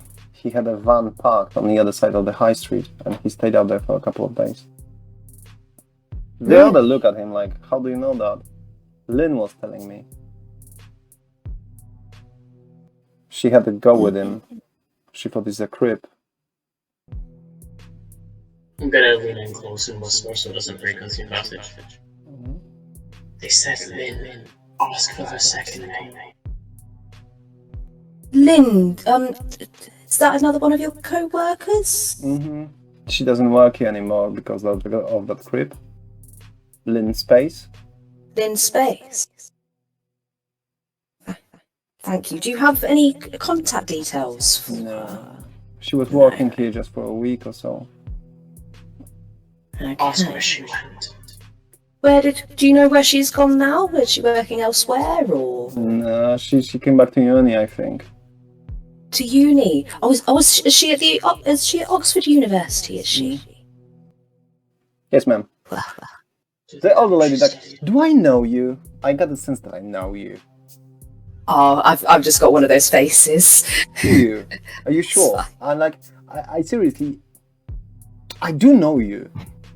No, it's fine. Anyway, this is the time. So do you know what she's studying at all? Journalism or something like that. Something fancy. Journalism. Lovely. Oxford is it's a good place for that. So Oxford University. I might be wrong. journalism. The younger one said like, I'm not sure now. I got second thoughts. But this guy was definitely parked in a massive white van out there, and she Yes. kicked the shit out of him. Really? What for? I don't know. He was telling something to her. She didn't like it. She dragged him out and she beat the shit out of him, like MMA cage fighting kind of stuff. Oh, okay. I guess I should approach with caution then. Time to go. So yes, and anyway, I'm sorry. I must get on. I suppose you guys want to be closing up soon anyway. Yeah. Thank you, though. Thank you for And understanding, ma'am. Thank you.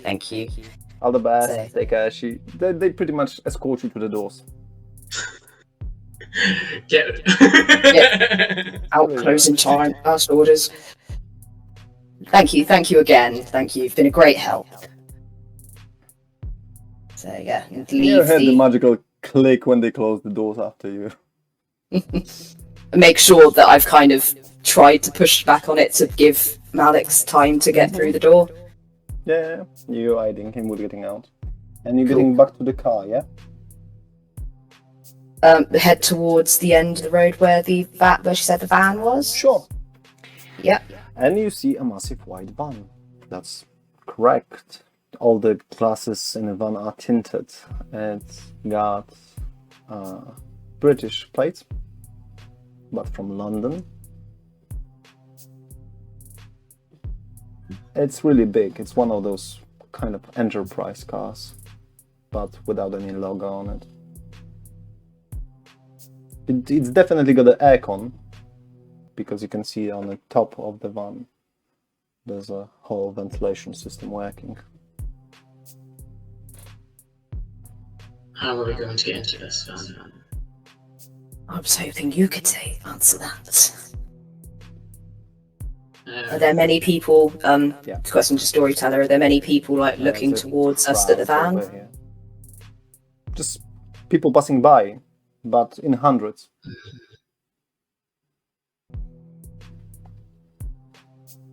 We need to cause a distraction if I'm going to get into this van. Yes. I will let you guys think, and I will go to the other part of the coterie, okay? So, Giorgio and Giuseppe, you had a nice half-hour walk towards the car, which covers the distance between your clinic and Malik's old haven.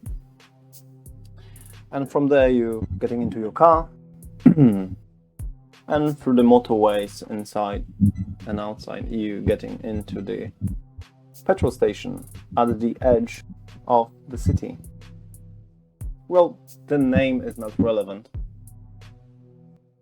of the brand, yet it's one of the big ones. All modern, all elegant, with a massive floor, with a shop inside, with the repairs on the side, with the car wash, and it's in the middle of nowhere, to be honest. It's like, if you pass that petrol station, you are out of Oxford. This is how far it gets. And there's no one here, pretty much. At this time, movement of the cars is minimum. You get into you parked your car. Which actually could be fueled.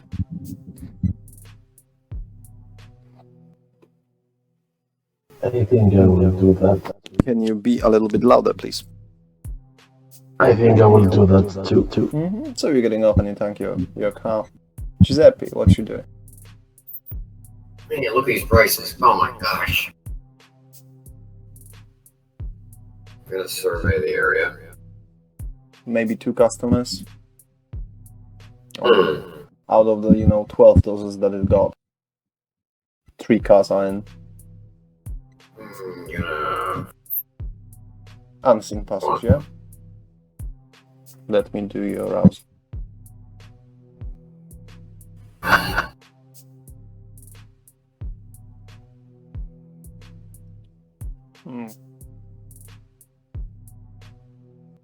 I think I will stick around with You become Giuseppe. hungrier. Ooh, really? I increase your hunger to the level 3. I'm going. I'm gonna do some dirty things in the bathroom now.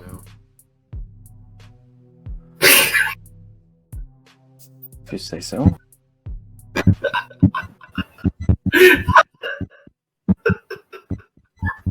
That was worth it. That was worth it. That was so worth it.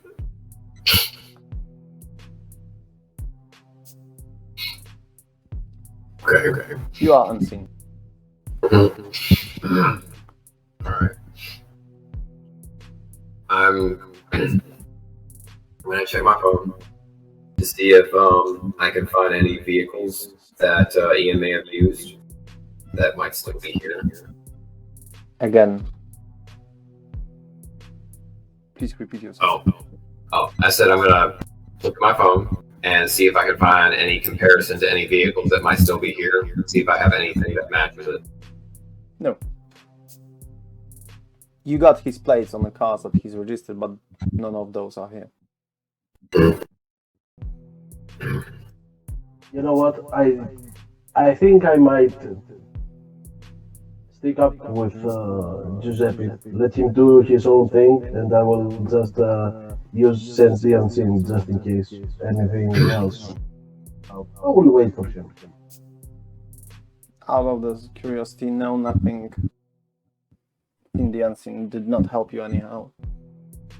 Alright. And Giuseppe, what you doing then? What was the day and the time that he actually passed by here? Was this recent or was this a long time ago? 5-6 days ago. And he basically just came here and got gas and left. He stayed here for 6 hours.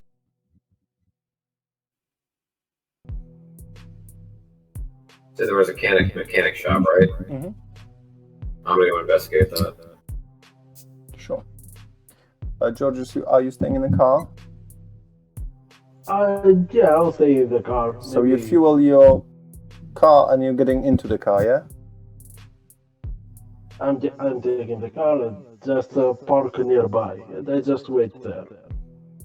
Okay, so you're getting out of the car, you fuel the car, then you get back to the car, and you're driving to the car park. Yeah. Okay.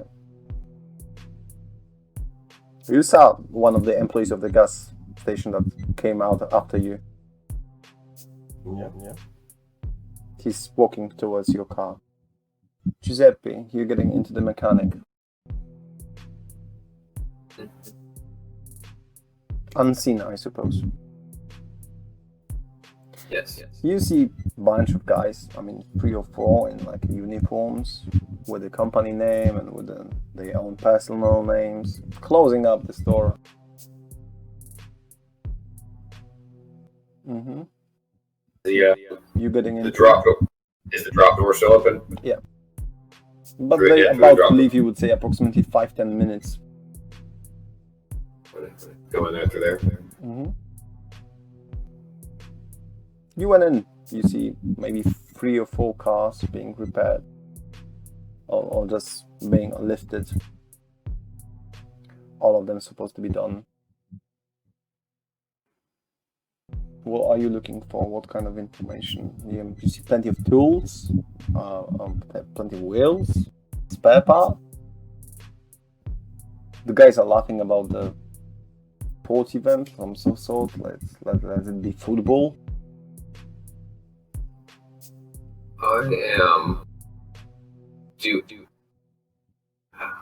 I want to see if I can find the office.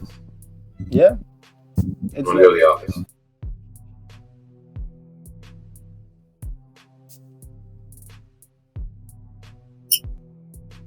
How many locks? 1. How many windows? 1.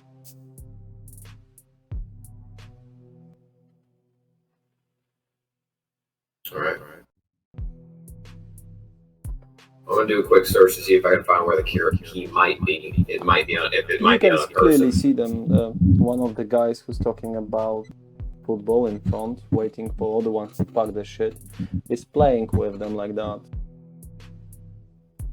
Forward and backward, forward and backward. So one of the guys has it. Mm-hmm. See if I can sneak up on him. If I can lift it off of him. Lift his keychain off. He got them like that. And they are facing him. It will be extremely difficult to manage. I want to look around Mm-hmm. and I want to see if something looks like it might just fall. Just something might bump it next to it. Yeah, plenty, starting from parts to wheels to paperwork that you can see. If you want to make a cause of destruction, you got plenty of opportunities. Yeah. I'm gonna go find something that looks like it might kind of not heavy, but it might kind of make a loud noise. Mm-hmm. Go over there, just kind of like do the cat thing. And make the awful, yeah? And tell me, are you looking for something that's gonna give you extra 5 minutes, or you're looking for something that's gonna give you extra an hour?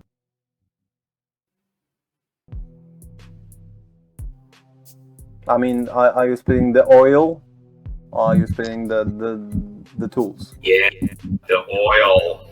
Okay. Fill the oil. So you push the barrels a little bit, you give them a hand, and they start to spill. One of the guys noticed that, and he was like, fuck! Start running there. Johnny, give me a hand, and they start to clean that shit. All pissed off, all annoyed. How did that happen? The guy left his keys and gave them a hand, which allowed you to take one of the keys, and you're getting into the office, yeah? While they were busy with other things, you open the office doors. And you see a chair, a computer, a calendar with a naked lady, some kind of I'm gonna take that with me. some kind I'm of gonna take metal that with me. drawers for paperwork, and Snoopy bobblehead. Tons Alright. of pens, pencils, paperworks. I'm going to check. I'm gonna check the date that Ian was supposed to be here, and I'm gonna see if I can find a file that matches that date. Only on actual paperwork, because you do not Mhm. line up the computer, yeah? Yeah. Nothing. No. Nothing matching either the plate or the name or the surname or the date. Okay. He wasn't here.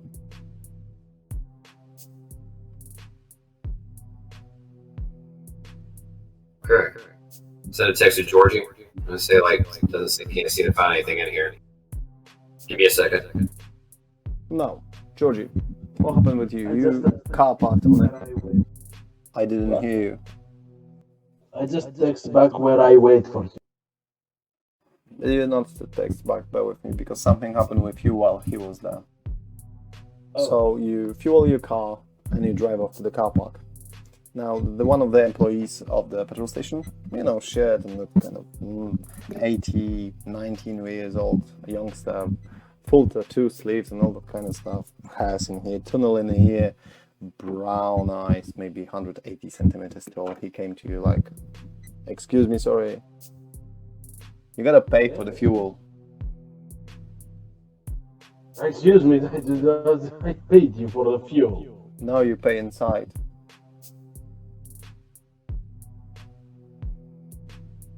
Did I totally forget to go inside and pay? Kind of, yeah. Oh, I'm terribly sorry. I will make up for it right now. No worries. And I just go back to pay. Whew. That was a close one. Wake up, dude. He went in with you to the store, and you see decent, elegant, modern store on the station. Obviously, they sell some kind of hot dogs on the side or anything like that. Everything is stupidly expensive. Yeah. You paid such an amount that doesn't really bother you financially, but your credit card has been declined. The guy looked on the computer and he said, like, sorry, it says that it's insufficient funds. Insufficient. Do you have any other card that we can use? Do I? No, not really. Let him be, you hear from the side. And there's a guy in like white shirt, clearly the manager, out of them being in a normal t-shirt. He got like Alright. glasses with a really thick glass and tall rim, black one, blonde and grey hairs. He's quite short, maybe 150 centimeters tall. Black kind of jeans, black tie. And you see the badge, night manager, Simon Briggs. Simon Briggs. Brijjs. Briggs. Okay. Let me correct that one. He went to the counter and do something on a till. Here you go, Mr. Dimapokopoulos. I'm sorry about the trouble. May I tell you a little bit about the recent offers made by our shop? The guys look at each other like he's a fucking lunatic, isn't he? But nothing was said. He turned towards them and he mentioned like, I think you got something to do in LA5, don't you boys? Yes, sir. They went off, both of them. What's bringing you here, dear George, if I can call you like that? You're Mr. Briggs, correct? Some call me like that. Please call me Simon. Simon. Good to meet you. Pleasure. Simon. He shake your hand. Well, that's an interesting coincidence because Do you shake his there are hand? Yes. You can feel it warm. Yeah, okay. Makes sense. See, the thing is, we have some busy nights and some very interesting things going on, if you know what I I mean. understand. My question is, have you seen, like, some nights ago, maybe, a person with a leather jacket and full of tattoos? Ian, That guy. He was here, correct? yes, he came reporting to me. Okay. He represents see, high ends in New York City. High what? High ends. He works for the Primogen Council of New York. Alright. So the thing is, we had to. He disappeared like 3 nights ago. Do you know anything about his actual location? About his location, it's like something that is quite confusing right now, but it was mentioned from my resources that he Your was, resources. Please be more specific. Shall we go to my office, please? By all means. He just said to the walkie-talkie, boys, I'm leaving the counter. Please one report in here. And he showed you the way where you came into the resources. In the meantime, you received now the text from Giuseppe. Giuseppe, you can repeat what it states. I said I couldn't find anything relevant in the office, paperwork-wise. This directly text to Giuseppe. What you texting? Riggs' office. You received a text from Giorgio.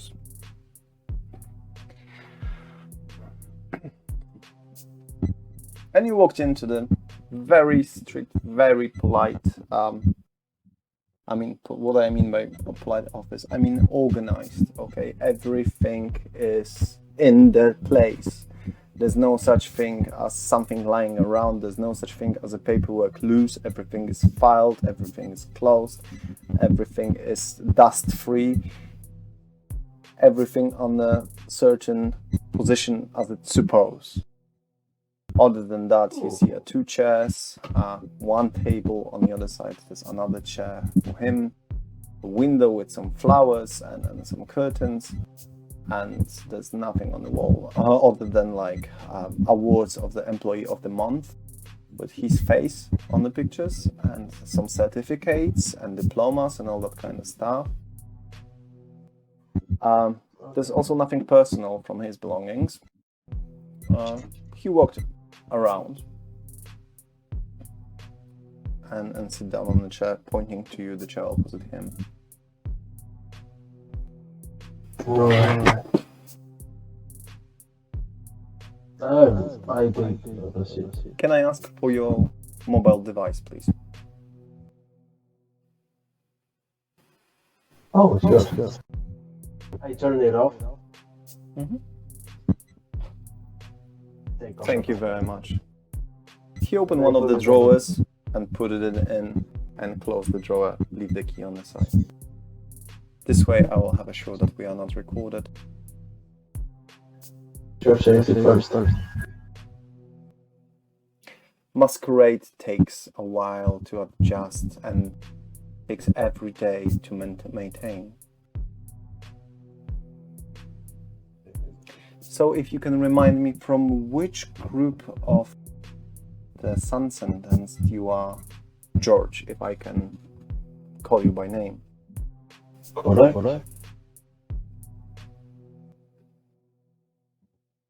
So are you with Malik or are you with Sebastian? Sebastian. Who's Sebastian? The other Archon. The older. Oh, okay. No, I'm with Malik. Malik, right. So, Ian. Yes. Please talk to me about him. Thing is, he seems like he has some information about some very sensitive things that have happened in Oxford. But we don't have him in our hands, so we are looking around for clues. What, I don't know, what you know about him. I mean, doing work for the Primitive Council of New York. That's,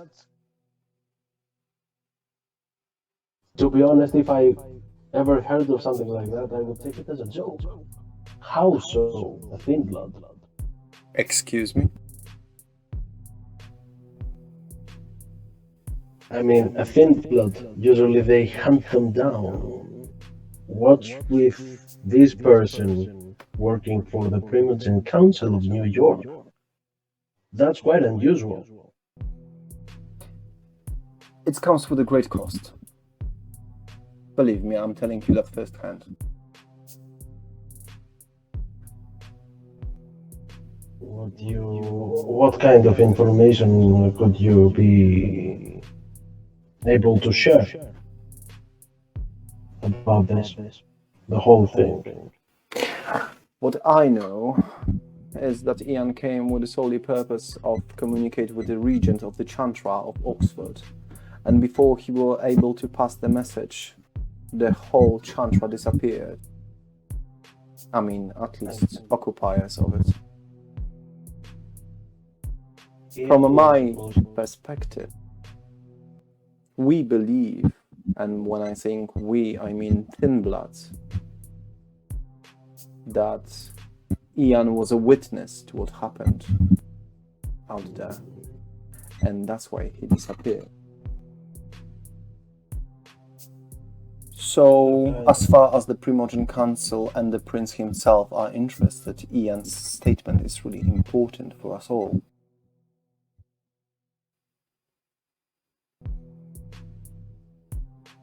Yes, indeed. If you're gonna see him, give me a call. He gave you a business card. I will make sure that Unrested will jump on his fucking toes towards his position and secure him as an eyewitness to the genocide of our kind.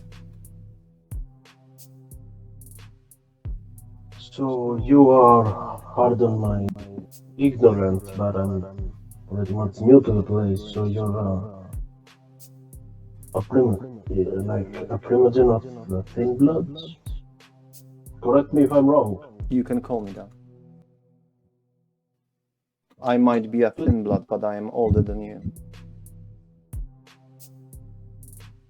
That's quite impressive. The generation decide of the thickness of your blood, not your own age. True. That's true. So, in case I find him anywhere, I will have to inform you too. Please. And now when we put that aside, what brings you here, George, if I can call you that? You can definitely call me Giorgio. Don't mind about the Unrested. We have been assigned from the same person to find out what is going on with it something. I'll have to report straight back to him as well, so... Mm-hmm. No, Please do so. No need to bother yourself with. I had to, refuel, get back to town, keep doing stuff. Busy nights. I will interrupt you, George. Giuseppe, what you doing? After receiving a text. After I receive a text from Giorgio, Mm-hmm. I'm gonna look out the window, see what the mechanics are doing. Cleaning the oil. I'm gonna go back to the calendar and I'm gonna look for a brunette. I'm gonna tear it off and put my shirt underneath. Assign that into your inventory, please. And you leaving the mechanic store, yeah? Oh yeah, I'm gonna put the keys back where they were when the guy left them. Mm-hmm. And next? And I'm gonna try to make my way back to the car. Okay. And you're waiting for Giorgio in the car, yeah? I'm looking for him. He's nowhere there. No. I texted him, I was like, Georgie, where you go? No response. Can you?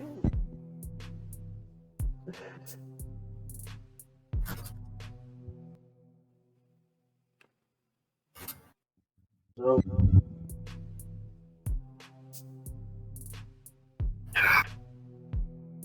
Bitch. What I get for getting left with a kook. I like wandered off talking to butterflies and shit. Don't find his ass. He gone far. I hope not. Alright. So you're looking around for him. Can you use blood to enhance your senses, or is it just for prospects? No. You cannot smell him out. Cool. So you're just I'm gonna wander around the lake, look around, look inside all the windows. Like, where'd you go? George. Coming back to you. So how can I be assistance to you, Dr. George? oh, did Ian drop anything by? I'm afraid that's none of your concern. Well, if he had something that could be fused, like intel, I think it's everyone's concern. I'm not here to be nosy or anything, but if you have anything that we could use, that would... Well, his visit in my office was regards the shipment of the weapons to United States. Is that giving you any closer to your cases? Am I aware about this? Sorry? About the weapons? No. The only shipment of weapons you saw were in the Zoltan Khan warehouse. Okay, so I'm not take some notes.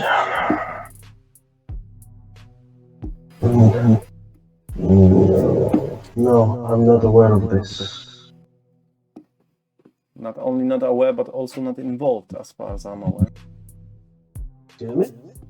You are not only not aware of it, George, but you're also not involved. And believe me, it's way much more better if it stays that way.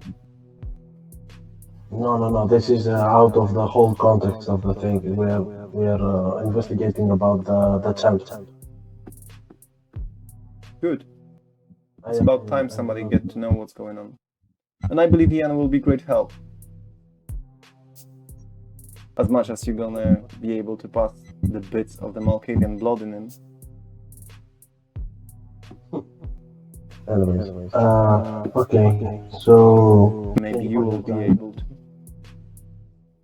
Yes. Maybe you will be able to. Senses to him.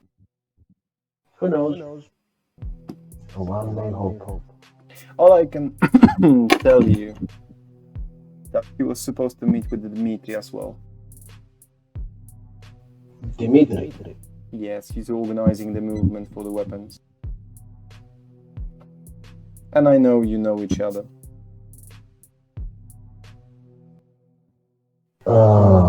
Russian? After all, he's paying for your data study, isn't he? Oh no, sorry, she received great scores in exams to get it. Right. She received what? She received a scholarship, didn't she? That's something that is not to be included in this conversation. You're right, that's none of my concern, and I will stay away from that subject. Well, if there's anything I can help you with, please do not hesitate to give me a call. At the time being, I have to supervise my employees. Sure. And please pass to Malik that I recommend him to do the same. I saw. Thank you for your time and sorry for the trouble. Not a problem. Did you ever consider becoming a silver member to our petrol club? You can save up to 10%. A membership of the club, of the petrol club? I'll think about it. Consider. I gotta catch up. I'll think about it. Have a great day. Oh no, sorry, night. I see what you did. He escorts you to the exit, and Giuseppe, you see Giorgio coming out of the petrol station with the supervisor. As described it earlier. Malik, sorry to ignore you when you were sharing something. How can I help you? I was signaling something, but he's completely forgot about it, so I'm just gonna keep going. Don't worry about it, keep going, don't worry about it, it's fine. Cool. I thought you were talking to me. No, go ahead, sorry. I know what he's talking about. I'm used to this right now. Giorgio, you get into the car, yeah? Yeah.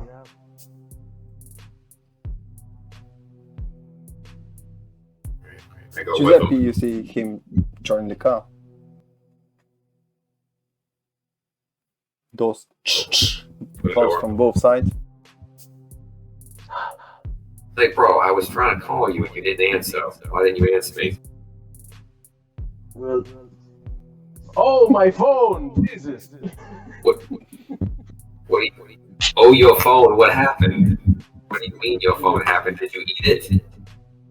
Give me a minute. Did she give me my phone back? Did I describe it? No. I gotta go back inside. You're coming to the counter, you see Mr. Briggs behind the counter on the till. Mr. Briggs, I'm sorry to trouble you again, but I think we forgot something. Have we? Yes. What's that?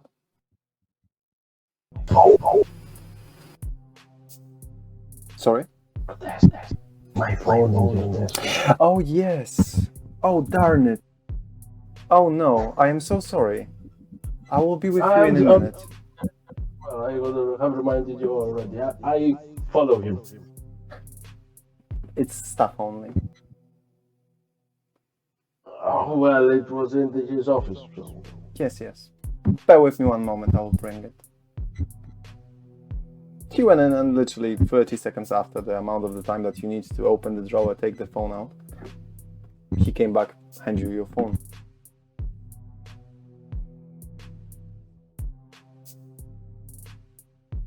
Alright. Once again, stay safe. Thank you. He came back behind the counter. It is my phone. I want. Can I roll an insight? On his person. This is like Jesus. You see a missed call from Giuseppe. Okay, nothing else? Nothing else. Alright. I go back to the car, hop in. What the fuck are you doing? Nothing.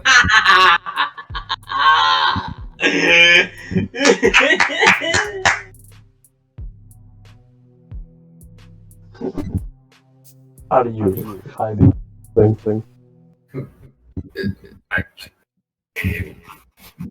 Come on, we have more things to do. Jesus. What did you got? See a poster from a calendar with half-naked women from the... Some kind of... Fine. You can check it. Avoid the stick. Yeah, he's reading the news magazine, yeah. I want you to do something for me. Leave the poster for later. Yeah, of course. Yeah, we got work to do and stuff. And And you're driving off. Is that correct? What? You're driving off. Not yet. I take the phone. Give it to Giuseppe. Do you know about spy stuff? I know a guy. Good.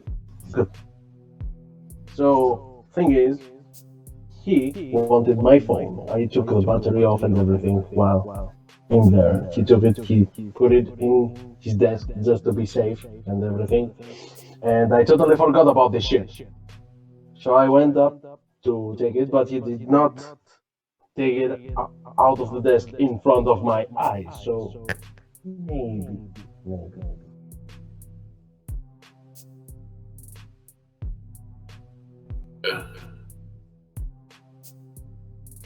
That might be. He's prima donna. That's a thing. And he knows a bit too much even for a prima donna. She mentioned stuff. He knows I took his calendar girl. What? He knows I took his calendar girl. He did not even mention anything like that. It may be something for the engineers. I don't give a shit about the calendar. I can buy you a proper magazine if you need it so much. Okay, please focus. Oh, right. Focus. So You think he went into your phone? You think he switched it? I want to know if the phone is monitored or anything. Can you do that? I take off the back. Please. No I already additional have- devices are Look clear.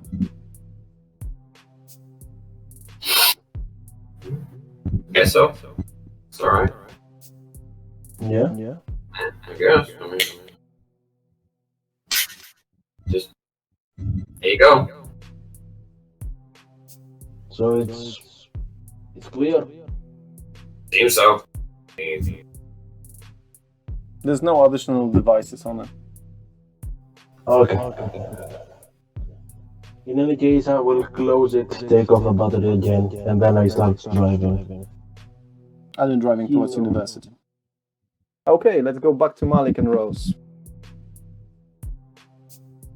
You are on the end of the high street, on the side road from it, not far away from the privileged restaurant, surrounded by many people, many of them drunk, many of them talking loudly, most of them happy,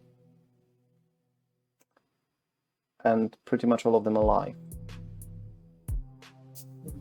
You can hear their hearts pumping up.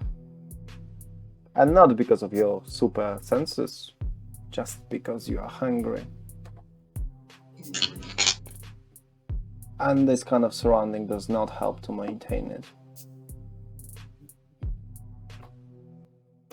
You are next to the white van described to you by one of the waitresses.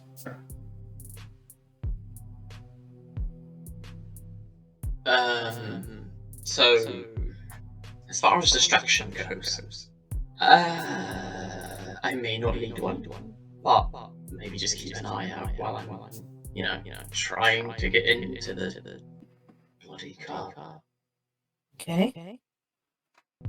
I haven't dropped unseen passage, so I'm gonna get out and try and I don't know, see if I can open the van or see if I can pick the lock or anything. Which one are you trying? Are you using the potence to break the lock? Are you using the Probably larceny, because I don't have potence. Ah. So what is that? Larceny and Dexterity. dexterity. That's 2, 3, 4.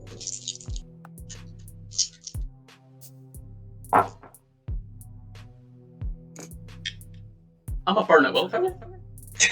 Tell me the outcome. All blank. All blank. I'm a burn at willpower to reroll 3 blank die. Mm-hmm.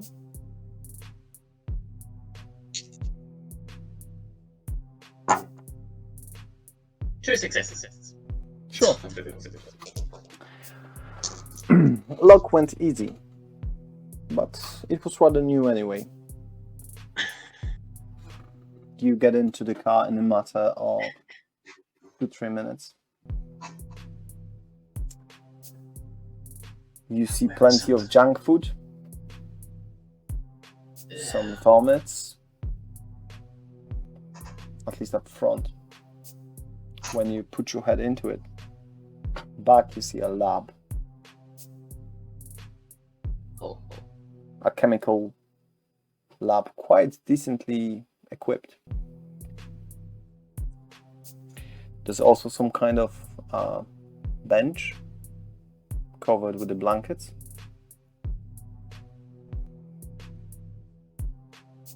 And boxes. Laptop. Couple of phones. Sleeping bag. Okay. I'm gonna check the glove compartment of the truck first. Cold Desert Eagle for 5.0. Hmm? Cold Desert Eagle with a 5-point stop. Yep.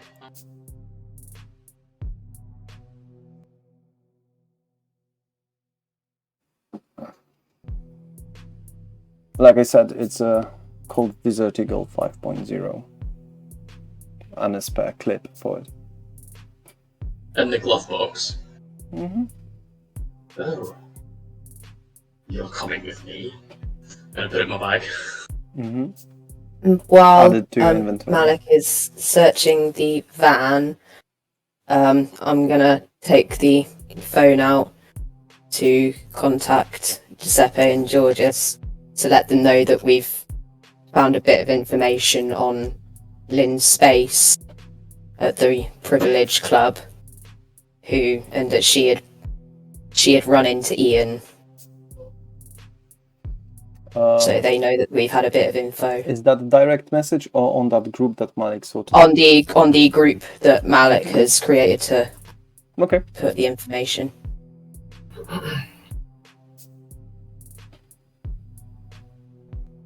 While also saying we found a van. Okay. After I've checked the glove compartment, I'm gonna go in the back and look through those boxes that you mentioned. You see floppy disks, USB parts, spare laptop, spare phone, stuff to clean the gun,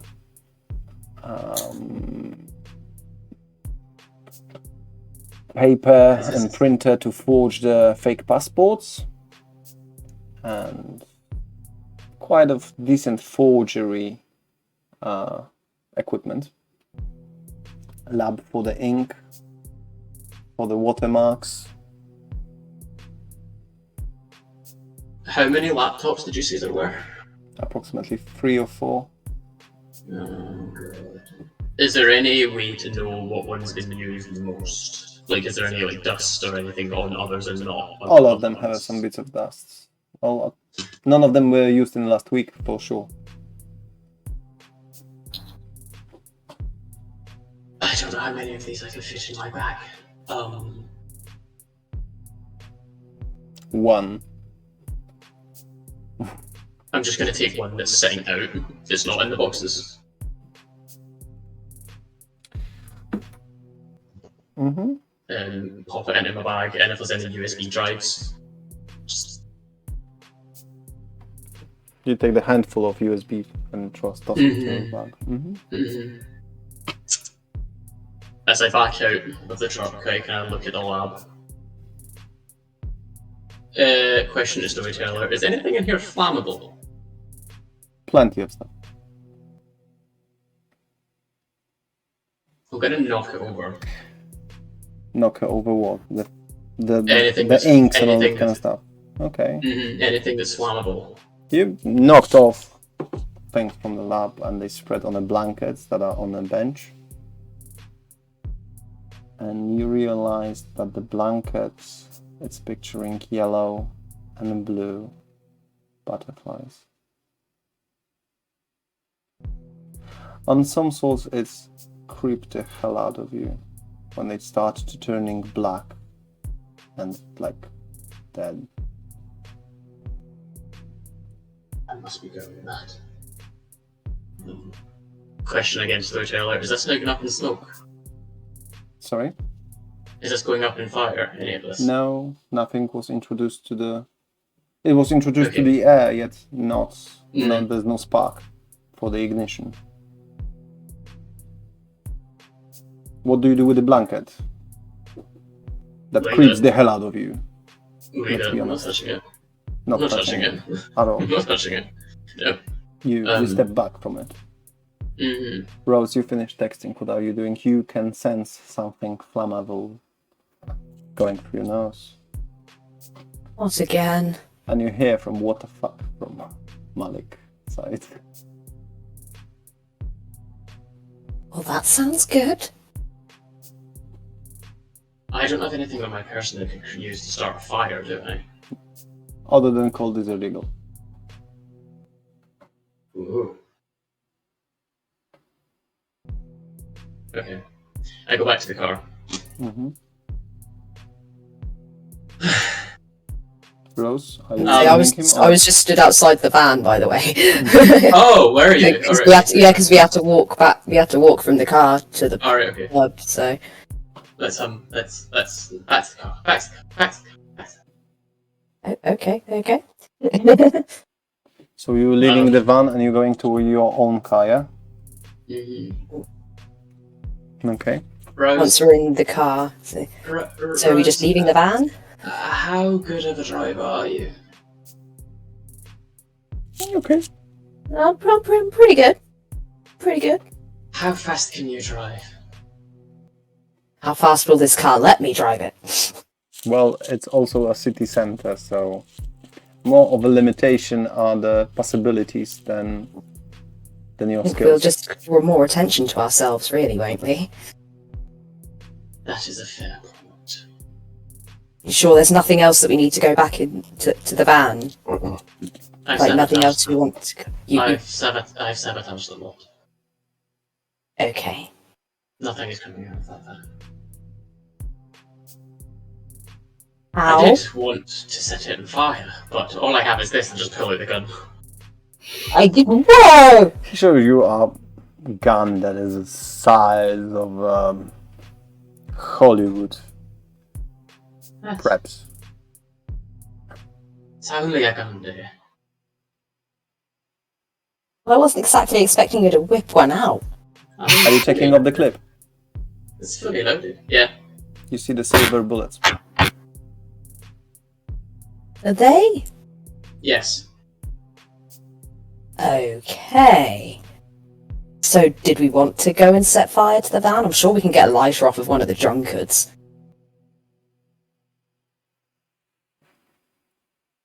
Pop it back in my bag. That is not a bad idea.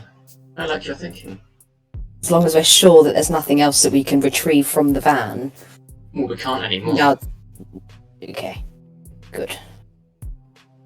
So let's find a light from someone, I guess. Okay. So yeah, we'll drive to kind of near the van, Mm-hmm. where the crowds of people are. And yeah, Rose will get out and just be like, oh, don't suppose like anyone can give me a cigarette or a lighter. I need a cigarette. Yeah, sure. But in less than 30 seconds, you get a lit up cigarette. Nice. And I offer to go for a pint with the guy. maybe next time I'm in the area. But thank you, you're a lifesaver. Sure, you take care. One of the many mortals that smile back at you. Join the crowd of normal, boring people that you wish you'd be. At least a part of you. And, hey, it's a source of ignition in your hands. Unless you want to get your hands dirty, you want me to. So yeah, I get back into the car, kind of thing, and just go, there you go. Oh, You do the honours, you know what you've done. Just gonna take like a quick drag of the cigarette. You don't have a lungs to do so. You need Balls! I need that breath of life or whatever for that one. Yeah, so you would, yeah. Drive to the side of the van. And when I say go, you go. Get out, open the van. You have and to just... drop it to the back, not to the front. So it might be more difficult than you think so, because you have to be up front of with the open doors to dump it to the back. We shall do that. So you're getting out of the car and getting into the van. I have rapid reflexes. Sure.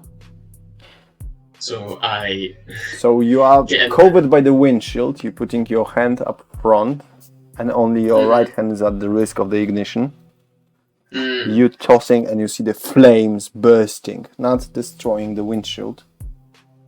With your rapid reflexes, you are able to take your hand before the ignition hits you. And you jumping backwards from the windshield, seeing everything getting in flames. And things that you covered with the inks are really in flames. Blankets went up very quickly, paperwork started going very quickly, and you realize that out there inside, it's not the bench, as I described it. When you see the blankets just disappearing in the fire, you see it was a coffin.